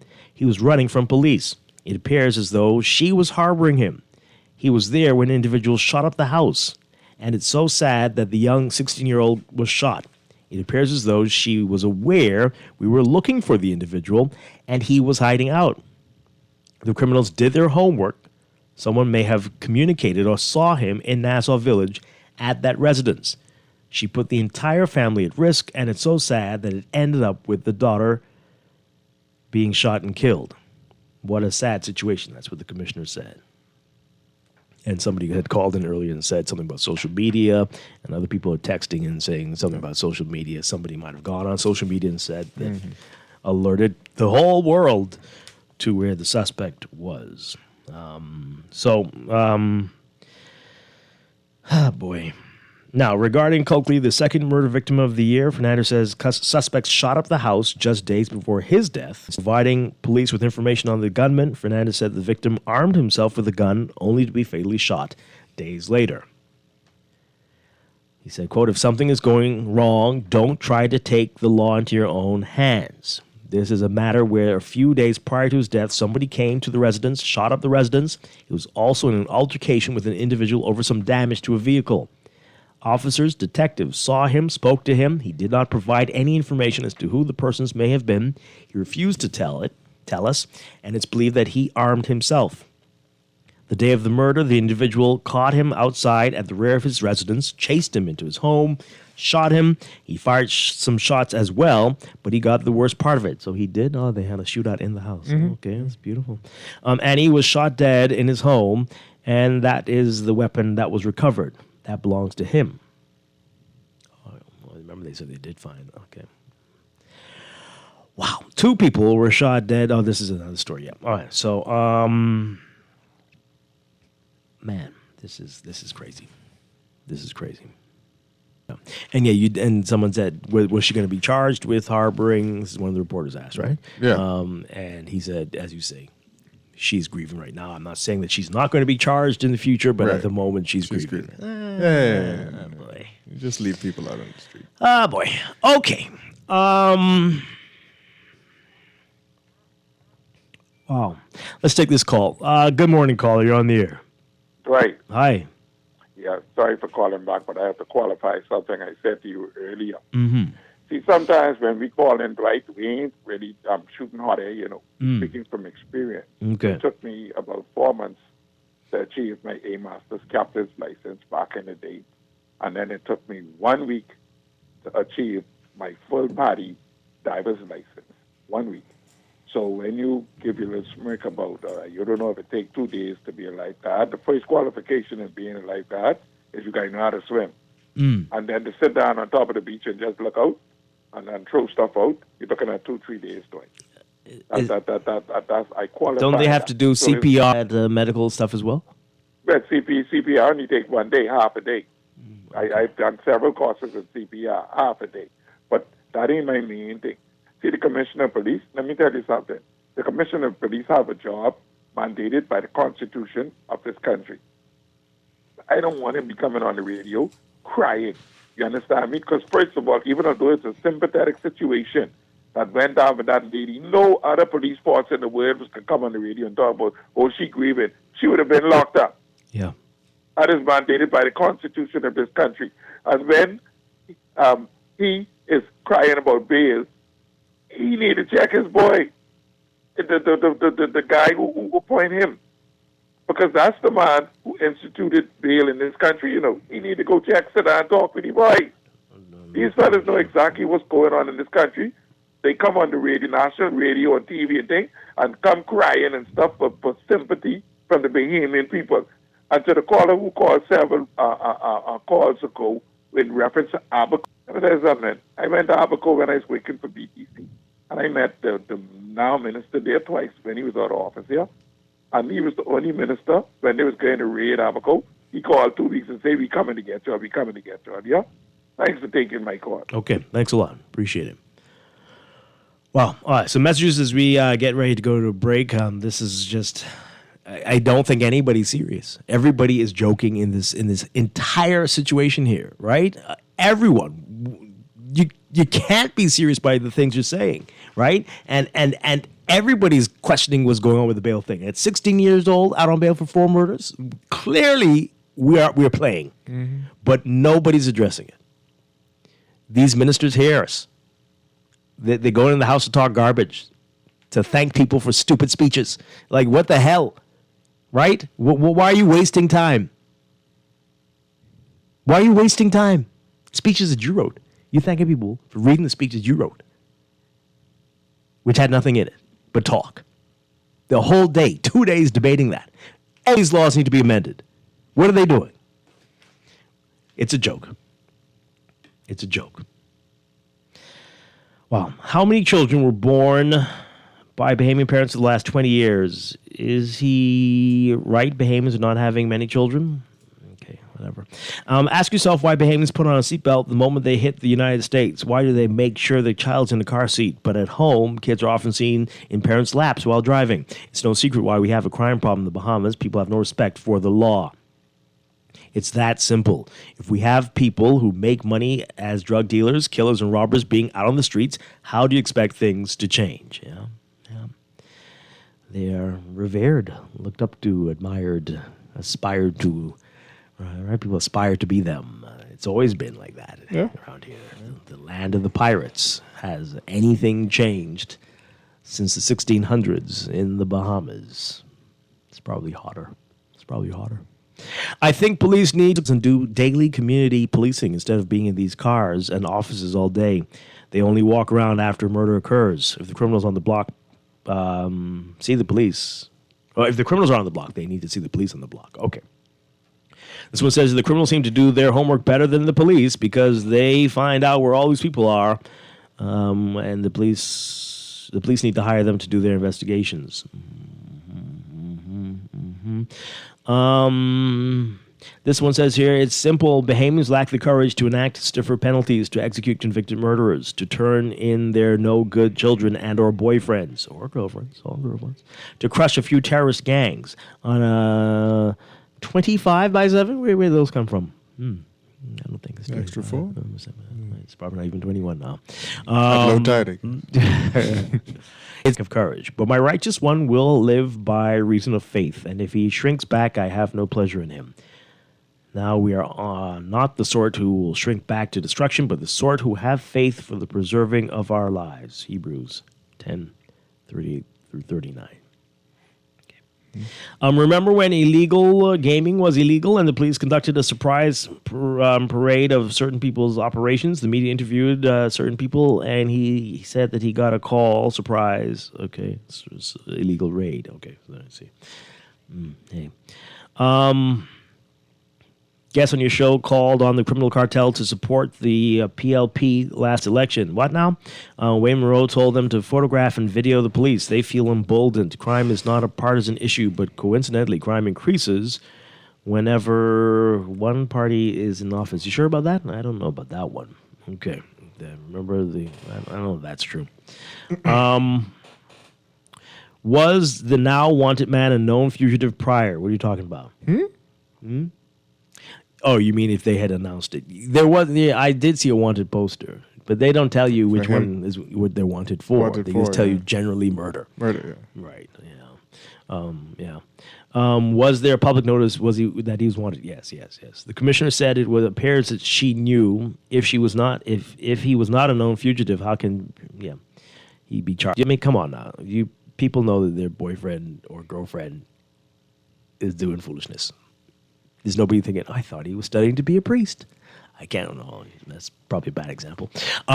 Studying to open a church. And then you find out he's a serial killer. Nah, in the movies, but here you know. The streets know. You know. Everybody knows. Grammy knows. Yeah. Come on. Right. This is unbelievable. I don't think we've started a year like this since we've been on the air, Chester. It's only day 9, and almost every day of the show, we've been talking about murders and horrible crime. That is rare. And that's a bad sign, Bahamas. A very bad sign. It is early. We can turn this year around, and definitely, but we have to be committed and stop joking. That means these same MPs who you're going to smile up in their faces and ask them for contracts for when you see them. You're part of the problem. They need to do their work. They need to fix these laws, right? We cannot have 16-year-old people, terrorists, monsters out on bail because why? Oh, he's still a kid. No, he is a demon. Stop it. Stop it. All of this is stupid. This makes no sense. You know that this man is wanted. Why is he in your house? For what? What are you getting out of this? You know your man is a criminal while you're in his car. It's all of this stuff. So prove to everyone that we're serious and stop the nonsense today. We need to hire Maduro as a consultant. I don't know which Maduro you're talking about, but I hope it's not the only one that I know. I hope that's not what you mean. But okay. But we're going to break and yeah. This is Morning Blend on Guardian Radio 96.9.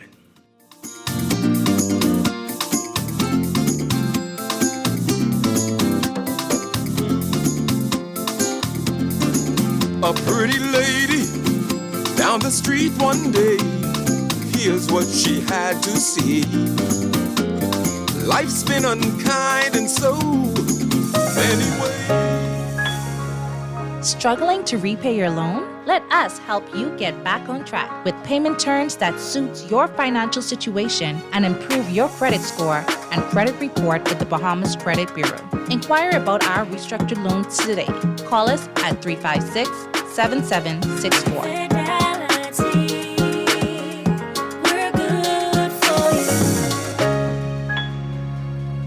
Nassau Cruise Port presents Phil Stubbs Live at the All January 13th. Gates open at 7 p.m. Showtime 9 p.m. Book your tickets now at BahamasEtickets.com. General admission $50, 75 VIP. Prepare to be blown away as we kick things off with one of the Bahamas' beloved artists. You're raking and scraping with Ira Storr, Nishi LS, and Phil Stubbs Live. Sponsored by Kalik and Ron Ricardo. Nassau Cruise Port, the place to be. This is Guardian Radio 96.9 FM, Nassau, Bahamas. The views and opinions of the host and guests are their own and do not necessarily reflect the position of the management and staff of Guardian Network. Wake up, it's a new day. Wake up, it's a new day.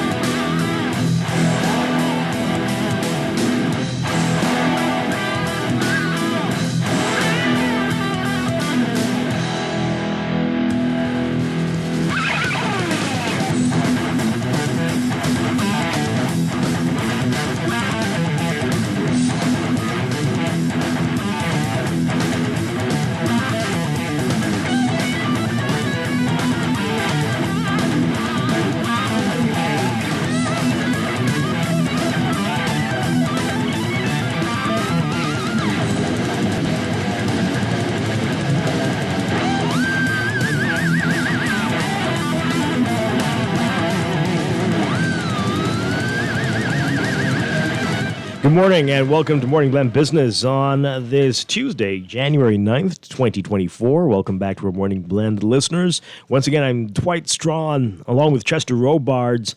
And this morning, we've got our friends with Access Accelerator Small Business Development Center, our twice monthly series. We are back at it in 2024.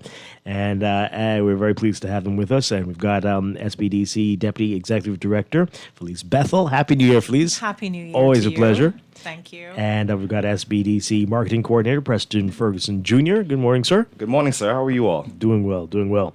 And we have some special guests. We have the owner of Jet Locker. We have Nico and Johnson, Souls, Bahamas, Rotalia Williams. Great to have you both with us this morning. Thank you for being here. Thank you. Hi. And there's a lot going on. You also have the Young Entrepreneurs Initiative. So we have a lot to talk about this morning. Sure. All right. So where are we starting, Felice? So, of course, it's a pleasure to be back and to bring you and Chester up to speed because on December 13th, we launched the initiative on the Right Morning here on the Blend show. Yeah. Exactly. And since then, as of this morning, 585 entrepreneurs, young entrepreneurs across the Bahamas have submitted a standalone grant application. Okay.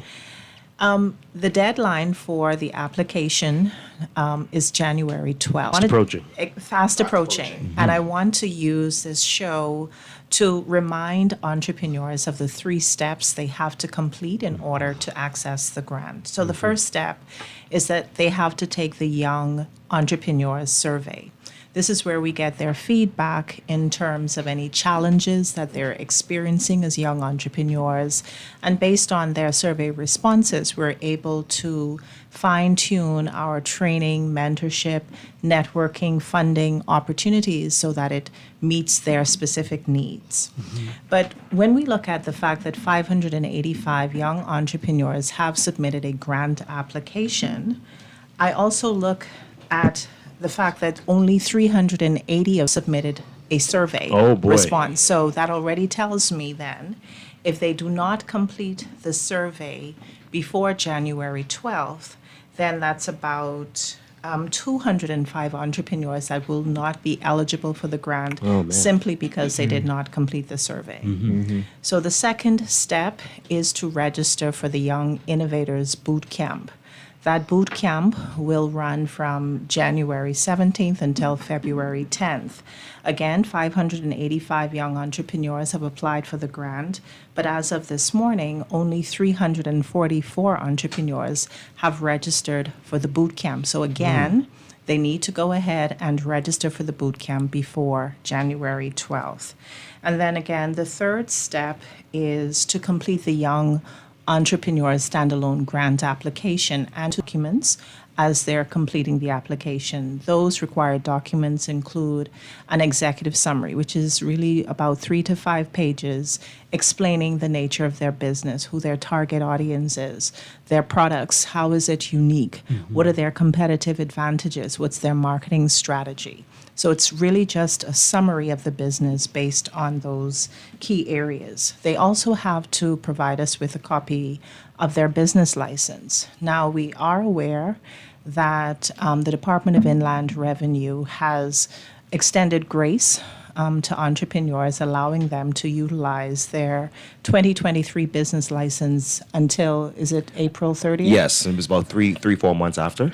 Okay. So if your license has not been renewed, you can still submit a copy of your 2023 license. If you're a startup business, simply provide us with documentation that you've submitted an application for your business license. We require proof of citizenship, and entrepreneurs can meet that requirement simply by providing us with a copy of their passport photo page or their voter's card. And then we require vendor invoices along with the vendor's wire instructions. We do not disperse grant to entrepreneurs to their personal bank accounts. We make disbursements to vendors that they've selected. These vendors have to have a business bank account. So again, we're encouraging entrepreneurs to do business with entrepreneurs or other businesses that are formalized and they have business bank accounts. All right, so based on this, what's the number that have done all 3, all the things you required? Do you have that? And then I have some other questions after that. So I would say, based off of the numbers, then only 344 entrepreneurs have met all 3 requirements. Okay. But they do have until January 12th, 11:59 p.m. Sometimes people, their first priority is to apply for the grant, and then they will meet the other requirements later. But I don't want them to forget that they haven't met those requirements, so they need to jump on that. Yeah, absolutely, absolutely. All right, so I'm curious, the survey, is it very lengthy? Is there a lot involved? What type of questions are you asking people? Very simple questions. So how many members of your family are entrepreneurs? what inspired. Very simple questions, because we're trying to, in the process of conducting these surveys, we're trying to analyze at what stage do people start thinking about what they want to become, whether they want to become an entrepreneur, they want to become an employee of a great company. We want to know, are they inspired to become entrepreneurs because of role models in their family or within, their close network? And so the questions aren't meant to take up too much time. I would think in 15 minutes, they're able to complete it and submit it. Why do you want to know that? Why is that important for you to know? Because it helps us to understand our clients. So, for instance, one of the training topics for the Young Innovators Bootcamp is embracing customer-centric business practices. As to demonstrate that, in order for us to understand our clients, we want to know from them, what inspired you to become an entrepreneur? Did you have role models? And then we're able to perform analysis based on the responses we get. We're able to see or sort of predict the types of entrepreneurs who will be applying for our different programs in the future. We're able to customize the products and services that we offer because we better understand who they are. And why they even decided to come on this journey with us. So this survey isn't necessarily just for this program; it's to help you tailor for future, for the future. And even in addition, speaking of tailoring, how we customize ourselves and our products to make sure that we help employ and empower the young entrepreneurs. We even let you face as a young entrepreneur. So then, when we strategize and we customize our training programs, we know that we're effectively impacting and we're being very strategic and tactful of how we're curing issues in the small business community for young entrepreneurs as well too. So the survey goes a bit beyond than just the grant aspect or one of the steps to get $10,000. It's one of the things how we, the Small Business Development Center, we're able to better place ourselves on a different point of the mountain so that we'll know how to support persons in the small business community. Okay. All right. So some people might not have heard about this last month. For those, they still have some time. Let people know exactly what the Young Entrepreneurs Initiative is and why they need to get everything together by the 12th. So the Young Entrepreneurs Initiative was created by the Small Business Development Center. We do have some strategic partners such as the University of the Bahamas, Bahamas Technical and Vocational Institute. The purpose of this was to provide additional support to young entrepreneurs, helping them to create sustainable business models. And based on what we discussed during the last show, the lion's share of our clients fall within that 18 to 35 year bracket. So we already know that particular group of our clients require our services, and so we created an initiative that's customized to address that particular target market. I would say that the Young Entrepreneurs Initiative is not just about the grant, as Preston indicated. Before we talk about funding your business, we want to make sure that you're ready for entrepreneurship, which is why we have the Young Innovators Bootcamp. And the purpose is to help young entrepreneurs come up with innovative products and services. So it's not, starting a business should not be prompted by, I see my friend selling sneakers on Instagram and I want to make money like him. We want to encourage entrepreneurs to tap into their own creativity and come up with products and services that align with who they are as individuals and to build their business around that unique perspective, their creativity, what it is that they would like to accomplish in the market. So the Young Innovators Bootcamp will also have challenges after every session. This is where we will have, I would say it's a networking opportunity for young entrepreneurs to work along with other entrepreneurs, not just in New Providence, but across the Family Islands in order to complete these challenges. As they're completing the challenges, they will earn points. And so we are going to have an ultimate challenge at the end of this program where 5 teams will have to face off on each other and they will be eligible to win a grand prize. We'll make that grand announcement later on, of that cash prize. But all of the teams, so we've organized the young innovators into teams of 20. The names of the teams are inspired by inventions, the greatest inventions of all times. And so these innovators who have registered have already started the process of choosing the team names that resonate with them. So rather than us saying you're going to be in Team Nebula, they're choosing the name.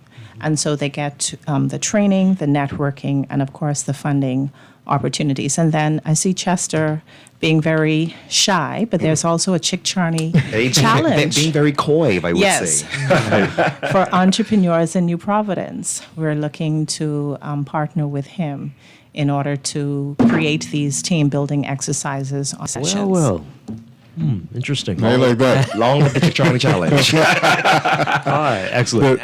And tell people more about the boot camps and how that works. Okay, so the boot camp has 2 weekly sessions. One is on Wednesday from 6:30 to 7:30 p.m. and then the Saturday session is from 8:30 a.m. to 9:30 a.m. And we've made provisions for persons who cannot attend, either because of work or religious reasons.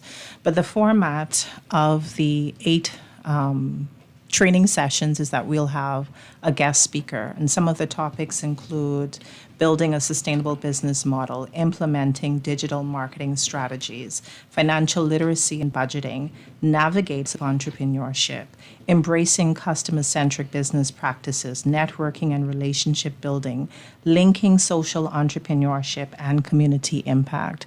And for some of these sessions, we've partnered with Tajaro Hudson from ZNS, with Barry Griffin from Sovereign Advisors, with Simone Bowe from the Limitless Life Coach, and then Kendrick Delaney from the New Dove. So it's not just internal consultants sharing this information, but external entrepreneurs who are also sharing their expertise to help these young entrepreneurs. And like I said, after every training session, there's going to be a team challenge involving 5 teams, and they would have to compete in order to earn the points. And these challenges are not going to be easy. We're going to make it very creative.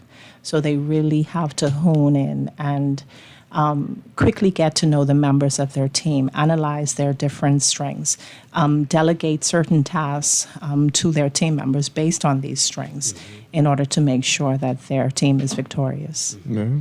And the grant, how that works, how much can people get? Break that down for us. So the grant is up to $10,000, and that can be utilized for improvements, financial accounting software, intellectual property protection, raw materials, production equipment, marketing campaign, branding collaterals, whatever it is that their business currently needs. They can apply for that grant. Outside of the $10,000 standalone grant, under the Guaranteed Loan Program, they can also apply for a $20,000 government grant and guaranteed loan funding up to $500,000. Wow. Yeah. And everybody who applies are eligible for the grant? So when you say everybody who applies and meets the requirements. Meets the requirements, yeah. Yes. Mm-hmm. And provided the Right. documents. Yeah. Exactly. So Absolutely. like early in the show, I demonstrated why some entrepreneurs would not be eligible Right. unless they complete the survey, register. So we really want to encourage everybody that if you're hearing this under the sound of our voices, please complete your applications, complete the survey, complete the registration for the boot camp to ensure that you're in the best standing as possible to receive the $10,000. All right, so that 585 people, are those numbers, that sounds like a lot to us. I mean, is that what you're expecting? Is that, how's that for you? I would say we knew that young entrepreneurs, this initiative would match or surpass the Women Entrepreneurs Initiative, just simply based, again, on the lion's share of our client base. If the majority are between 18 to 35, we would expect them to apply. And I would say that in today's market, more Bahamians are considering entrepreneurship as an additional or a mainstream of income. And so we're not necessarily surprised. And though Family Island advisors who are also pushing the initiative on their respective islands. So I'd like to give a quick shout out to Karika Gibson in Grand Bahama, Claire based in Abaco, Bria Johnson in Eleuthera, Hit me one more time. Ramona Taylor in Long Island. Exactly. So these are our troops on the ground who are also promoting the initiative to make sure that people are applying and taking advantage. Yeah. Okay. Any other things you want people to remember before this deadline approaches? Just complete the 3 steps. Complete the Young Entrepreneurs Survey, register for the Young Innovators Boot Camp, submit your standalone grant application, but make sure you upload all of the required documents, including your executive summary, your business license, proof of citizenship, vendor invoices, wire instructions. Okay. And all of those links can be found on our website at accessaccelerator.org. And you can also find them on our social media platforms under literally any post that we're posting. All of our links and our steps there. All of our content we have going out now between our flyers, our videos, our stories. We have it there as well. Like the young folks say, the link's in our bio. Yeah, there's no excuse. We've had information sessions. We're posting weekly posts on our social media pages. We're having this interview with you to make sure people are clear on what's expected. We're doing e-blast, so be sure to check your emails. You are reaching out to them as well to remind them to do. Yes. Okay, right. So hopefully everybody will get it together. You see it. You see it. Okay, thank you. Yeah. Twice and 3 times. Okay. Yeah. All right, so no excuses. No excuse. All right. Hey, and tomorrow's a holiday. You have time to do some work. Exactly. Right, exactly. All right. All right, so what we're going to do, we're going to take a break. When we come back, we're going to meet some of the entrepreneurs in studio with us. We're going to find out more about Jet Locker and Island Souls Bahamas. Yeah? This is Morning Blend Business on Guardian Radio 96.9. Stay with us.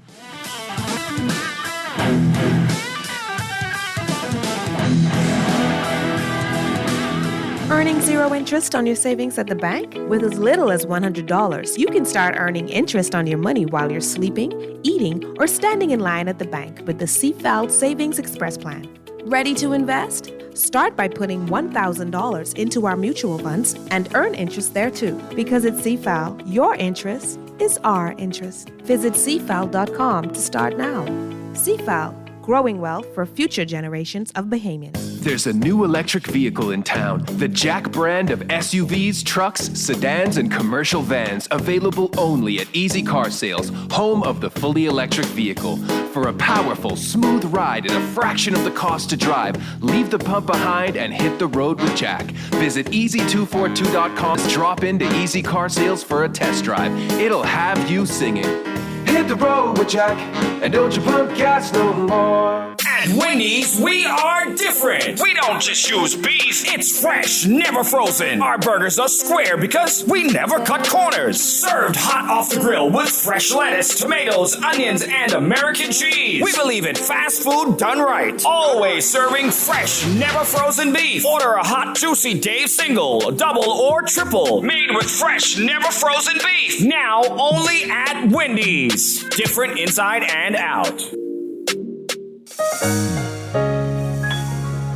Struggling to repay your loan? Let us help you get back on track with payment terms that suits your financial situation and improve your credit score and credit report with the Bahamas Credit Bureau. Inquire about our restructured loans today. Call us at 356-7764.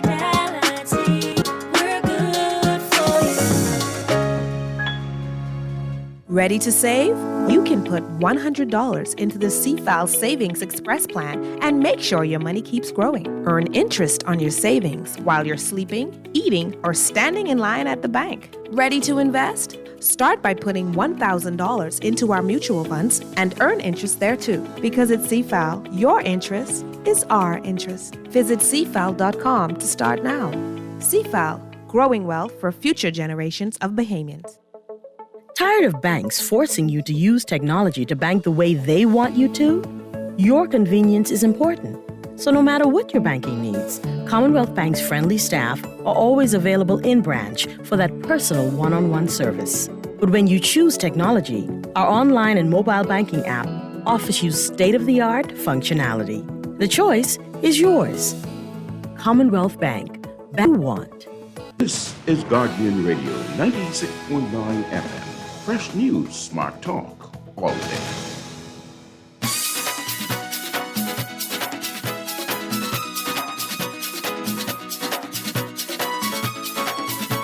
Music, man.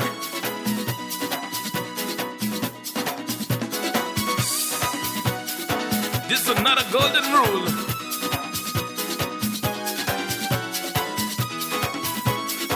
Take it and don't be no fool. Check this. You'll never see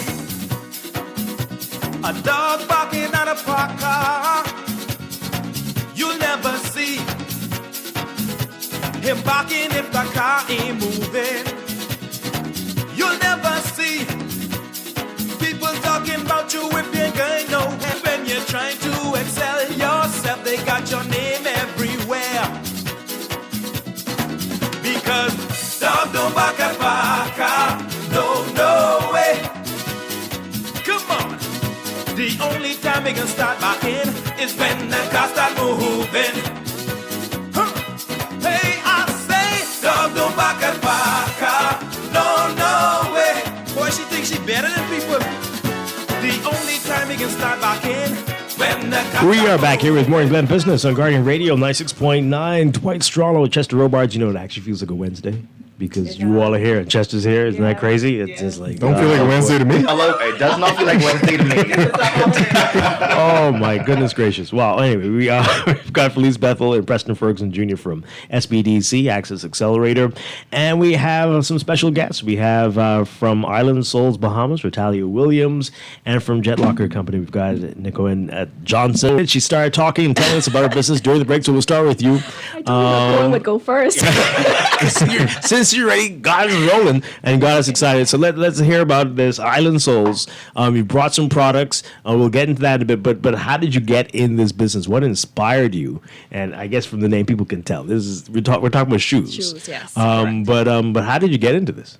Well, I've always had a fascination with footwear, and I started the business because I also have a background in pageantry and, traveling internationally. I wanted to take something with me, something symbolic of the Bahamas that was made in the Bahamas. And I had an experience where I took T-shirts and mugs. And I took T-shirts and mugs, and they all at the bottom said made in China, which was, the girls actually brought it to my attention, which was kind of like... So I'm like, okay, I want to manufacture something. What is it? Various training initiatives, and I thought that I was asking around, what can I do? What can I manufacture? And in doing my research into branching off into entrepreneurship, every blog, every article, every podcast led back to something. You must solve a problem, right? For me, I had a fascination with footwear. And I'm like, and fashion, how do I solve a problem? I want to manufacture. And I realized that there aren't anyone doing custom footwear locally. So I started to, I said, okay, I'm going to make shoes. The first place I went was Google, how to make shoes. Google's not going to help you. It did not. So I realized very quickly. That's interesting. Very quickly, I realized that the footwear manufacturing industry globally was a very secluded, and it's not a shoemaking, really a formal institute or school that you go to. So it really took personal contacts, reaching out to people. I reached out to persons via Instagram, Facebook, word of mouth. How long ago was this? About 2 years ago. Okay. Yeah, about 2 years ago. And I met a guy who knew a guy. Wow. Yeah, and he was in Italy, and very old guy. And he's like, I stopped this a long time ago. So it's when you look at when you go back to the craftsmanship of handmaking, it's a very old industry. And I basically told him, look, this is the next big thing in the Bahamas. And that's something that I want to tell to young entrepreneur. You must first believe in your vision and your dream before you can get anyone else to buy into your vision. So I told him that Did you fly out there? Yeah. Yeah, wow. Yeah. Okay. This will be the next big thing in the Bahamas. You should be a part of it, And I told him, I started to send him photos of the Bahamas and the beaches, Bahama, Atlantis. I'm like, look, when we launch, we're going to bring you here. I just need you to help me. I don't know where else to go. So he said his consultancy fee was some $20,000. And at the time, being a young entrepreneur, I really didn't have $20,000 to give him. So I said, well, look, I can give you 5, right? And I'm like, hold on, I don't know this guy. I'm going to send him $5,000. I'm taking a risk. So I said, hey, I stayed up all night. I said, hey, I'm going to give you $2,000 right now. So it's the Bahamian in you. Yeah, I sent him $2,000. He said, hey, just got your wire transfer, but we need to start working on the materials. So you need to put a deposit down so I can go and get these materials for you. So I'm like, hold on. Hey, trust this guys, yeah. So I said, hey, listen to me. I am going to pay you. This is the trust we're building in the relationship. Can't you purchase the materials for me? And it's a big ask. But I didn't know he's on the next side of the world. It's not like a he didn't know you either. I know. It's not like with persons they're like in their 60s and 70s, so it's no Facebook you can go to or So the next day he came back with reels of leather. He said, "Here, there it is. I've got everything." So I felt a bit more comfortable, and over the time we built up a working relationship. And from that, I was able to work with other manufacturers, footwear designers, technical team who worked with brands such as Tory Burch, Steve Madden. I work with persons who develop sneakers for Nike. And that's something that Island Souls is going to get into at the end of the year, manufacturing sneakers. Stop you for you in the last 2 years, you found a guy who knew a guy who knew a guy in Italy. You got this Italian person to teach you to make shoes. Is that what happened? Yeah. And you went over there and you were an apprentice. Yeah. Wow. I also did some of my training in Chicago. It's a lady, she's about 65, her name is Sarah. You got all the OGs. Yeah, because it's a dying art form. It's the shoe making industry. It's a dying industry. Many of them handcrafted shoes. I'm not talking about mass production in places like China, and that's something. In going through this, I realized that hey, everyone's kind of like aging out. So there's no one really, and they would tell you stories. Because when I went to Chicago, it was this lady. Her name is Sarah. And the SBDC actually funded that. And, she was like, come. She stopped making shoes. She learned from her father many years ago. And she said, the coal is very cold. You know anything about the coal? I'm like, look, I want to make shoes. She's like, why do you, crazy young girl, want to make shoes? I'm like, I want to make shoes and I want to manufacture in the Bahamas. This is the makings of a movie. This is wild. This sounds like Luke. This sounds like Luke going to Dairy Farm. Yeah, like Star Wars or Karate Kid. I'm hearing it all. We're gonna call it Island Soul. I went and I realized that a lot of brands, big brands, they manufacture direct in China, despite what they may say. So I said, hey, this is a problem. What do I do? And in crafting my business plan for the SBDC and doing my market analysis, I realized that consumers globally care about how their products are made. So with the Island Souls brand, we used sustainable products, eco-friendly glues. We use very little machinery, and the machinery that we use are very eco-friendly and energy efficient. Way of shoemaking, and also put a cultural twist into it. That's why the name of the brand Island Souls is actually a play on words. Souls meaning the soul of the Bahamas. So through my footwear brand, we're going into different styles. We tribute the characteristics and personalities of Bahamians. So the sandal that I have here today, I have it in several colors. You will see that it has a crab on it. So this sandal, we call it the Lady P brand, the Lady P sandal, because it's a tribute to Lady Pinland, given that she's from Andros. And you see the crab, and it's very elegant because the slide is very timeless. So it's something that we wanted to pay a tribute to her and do in one of our first collections, Soulfully Bahamian. Honor a lady who's very timeless and graceful. And you're telling us off here about the leather that you use. Oh, yes. So we don't jeopardize quality. That's 4 pillars for the brand. We pride ourselves on transparency, quality, craftsmanship, and community. So the products are made with full grain leather. There are much affordable ways I can use synthetic leather, but I opt to launch a Bahamian brand of quality, a Bahamian brand that I would feel proud to stand next to big brands and be able to compete internationally on the world stage. And actually from that, the same guy I met in Italy, he called me up last week and he's going to an expo. They're having a footwear expo in Italy, and he's like, hey, I'm going here. Send me your footwear but it must be here by Friday because I'm going. Today actually they're having an expo in Italy, a footwear expo, and I'm going to showcase your products. So I'm very excited about that opportunity and optimistic about the potential growth for the brand. Wow. I love that he's still entrepreneurs. Business is all about building a network and expanding your network. You know. We need a whole hour with you. So many questions. Okay, so when did you launch?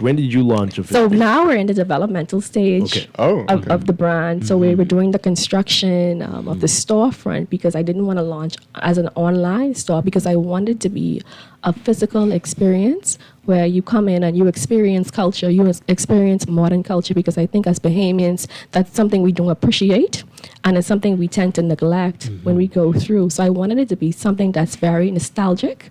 When you walk into the storefront, we'll serve you sky juice. Oh, wow. Yeah. Leaded? Unleaded. Unleaded. Okay. All right. Right. Don't want to influence any purchases. Right. Yeah. So this is and how where do you manufacture? Tell us about that process. How many people do you have? Are you doing this by yourself? So I have a team. Okay. Yeah, I have a team, and actually in the next 2 weeks. So I have a storefront now. The machines for mass production is actually en route to the Bahamas. So when we set up when we set up the factory, it's actually the guy, his name is Archie. He currently opened a shoe factory for Zara.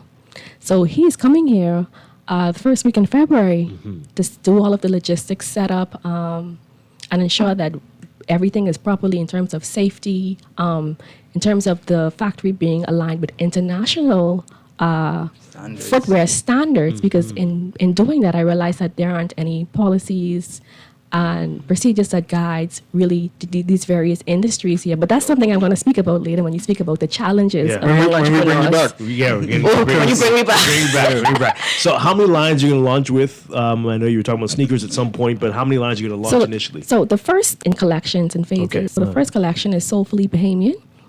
So we have about 6 styles. By July of this year, we're going to launch into dress shoes for men and women, and also providing a custom service because, like I said earlier, I realized that a lot of Bahamians have very large feet, in particular men. Okay. I'm being honest. And no, I don't know. In particular men, and that's a problem that I see, that men who, if you wear size 13 and 14, they would have to buy smaller shoes and then take it to and get the shoes stretched. So you'll be able, if you wear a size, whatever size, you'll be able to come in and say, hey, Rotalia, I want a custom dress shoes, and we will measure your feet and provide you with a custom footwear. That's so amazing. For me, I see my business as an answer to the problems of many Bahamians. And you can do that for women as well. Women, men, and women. I can wait 6 months for my next pair of dress shoes. And what price point are you going at? You're going to be catering to many different groups, or what are you looking at? So the quality of the product is high end, but I want to launch as a Bahamian brand, meaning that we must be considerate for everyone. You know, so I want to be as inclusive as possible. So we're going to have styles varying from various price ranges. I'm not going to tell you the exact dollar value now, but we're going to. But closer to the launch, you'll come back and we're going to come back. You're going to invite me back. Definitely, we'll definitely do that. So is the storefront also going to be your manufacturing area as well? So that's what now I need. But when you walk into the storefront, you see floor to ceiling drop chandelier. The designs we retail, and then if you look through glass walls, it's a manufacturing facility. I can't handle this. So when you walk into the store, because the brand thrives on transparency, so we want to show you that, hey, we're producing this product. It's made locally. We're making the brands locally. We're using full grain leather, Bahamian craftsmanship, and that's something else I want to get into, because in the last 2 years, I've developed a footwear curriculum to train now a new generation of footwear makers. Okay, you need 2 hours. Yeah. We got to get into it. Right. But okay, so really quickly, how did SBDC help you? How much of this did you rely on them to make happen? Oh, yeah. So the lady I told you about, Sarah, they paid for me to go and get some of my training. So, of course, I went back. I was excited. They'll call you and be like, hey, Rotalia, especially PJ. Hey, Rotalia, you back. When I came back, the first pair of shoes I actually made, they had a tea party tea party? Yes, and they invite. I'm like, hey, I'm just learning how to make shoes. And they're like, no, bring it on. We're gonna put it on. We're gonna expo it. And I was on the plane like, I'm just learning how to make shoes, and they want to show the world. So, but then that's how I started. So that encouraged me to say, hey, there are opportunities for young people, especially young female entrepreneurships in the Bahamas, and they stuck with me from the beginning. Got you. Yeah, till now. This is a and great it was a push story. to continue the business and continue to develop your craftsmanship and business plan, because you have that backing to support you. So I'm excited about the launch. It's going to be a grand launch, and You've done more in 2 years than some people have done in 10. I tell you, this is amazing. So you're going to come back. You're looking at, say, closer to the summer when you. Well, we're actually launching. I'm actually opening on March 1st. Oh, okay. Yeah. Okay. So next month. Next month, I'm launching my campaign on February 1st. You're coming back. You're coming back. You're going to Okay. invite me back. Yes, Yeah. absolutely. And absolutely. you'll give me an exclusive for Guardian Business. Yes.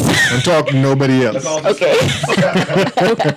Natalia Williams, this is great. Great stuff. Thank All you. right. So Nico and to follow up on that. But Jet Locker, I see the signs all over the place. Tell us about Jet Locker and how it came to be. Now, I should have taken her advice and went Gone first. My story is not as fun as that. But so how Jet Locker came to be was that I was trying to find a way to. I always knew I wanted to be in the shipping business. I was trying to find a way though to do it differently, because I don't want to do anything that someone was already doing. So I try to find a way to make it a bit different. Because a lot of people in the shipping business. Yes, now. a hell of a lot, Yeah. right? But so we needed a way to differentiate ourselves. And so I started to think for a while, and I really couldn't come up with anything. And so one day, after a few weeks, I knelt down and prayed. And I kid you not, 5 seconds into that prayer, the idea came, hey, I used to go to, and so I used to pass the library and the post office a lot, right? And so that picture came to my mind of the post office. But I said, I wonder if they have an electronic version of this stuff. And so I went online, I instantly got up, went online, I Googled it, and I'd see an electronic locker existed. So I started to find a way to source the electronic lockers, and I started to work on the business plan and formulate the idea of what Jet Locker is today. Okay, so what is it exactly? So Explain Jet Locker that. is a shipping company. We have a focus of delivery to customer, or what we call the last mile, via our parcel lockers. So customers won't have to necessarily come inside the store, wait for an item to be priced, stand in a line, pay a cashier, that kind of thing. So everything is done online. And when an item is paid, generally it's put inside of a locker.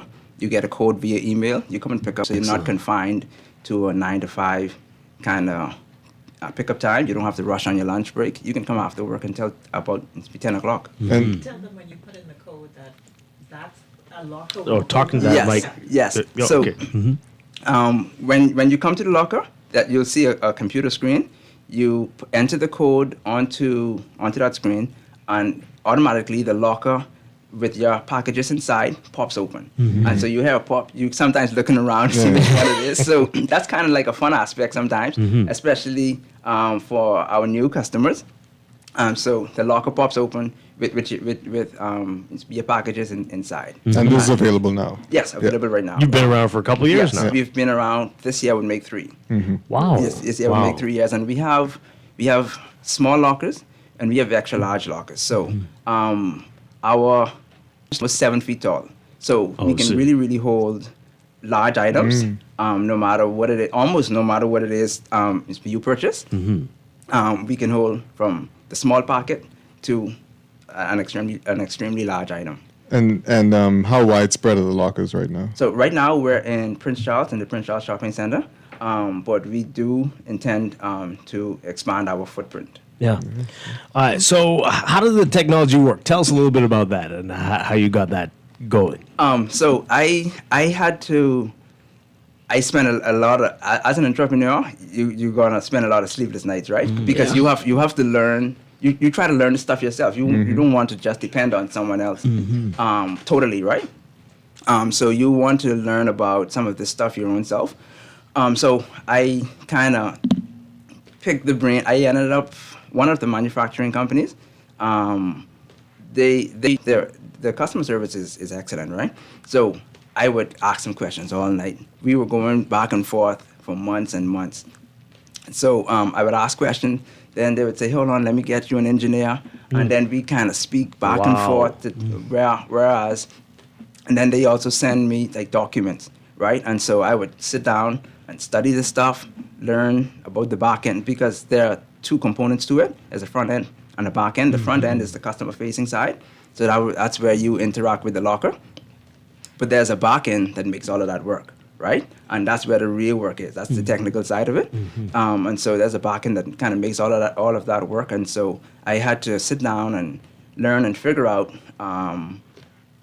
how this works, and then if something happens, how to get it working, right? How to keep it working.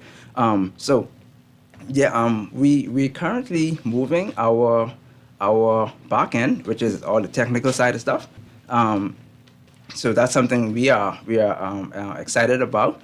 We work with Starboard. There's a company here, Starboard Softworks. Excellent company. It's made by Guy Justin there. He is amazing, right? So we're kind of migrating all of our stuff now locally. So we are excited about that. Yeah. Do electricity and internet, does that affect you? It sure does. Yeah. It sure does. How have you been able to? So, 'cause things are challenging in that regard here. How have you been able to manage with that? We have, in a case of that, well, 4 cases like that, we have the lockers are on a UPS, uninterrupted power supply. We also generator, and then also backup internet.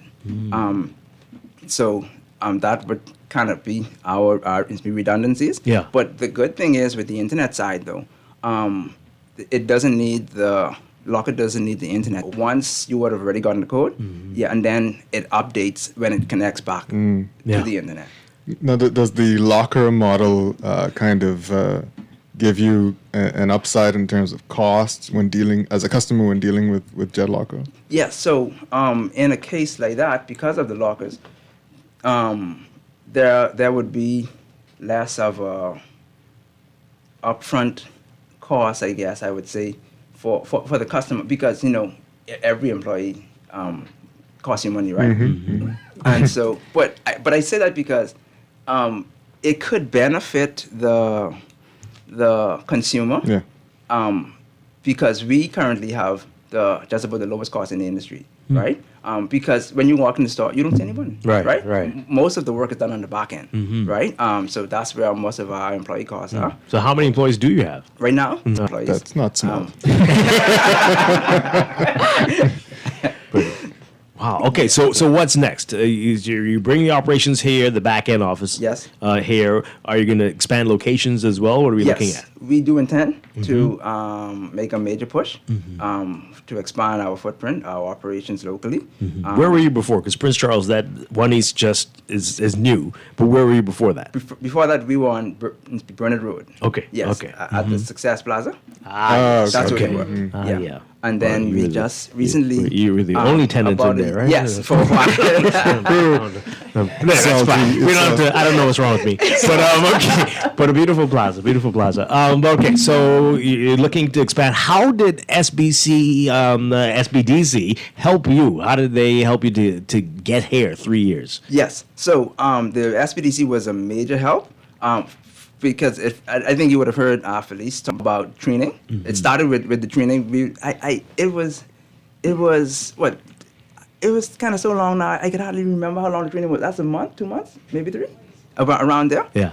So there's an entrepreneurial training kind of session, and then after that they kind of rework the business plan.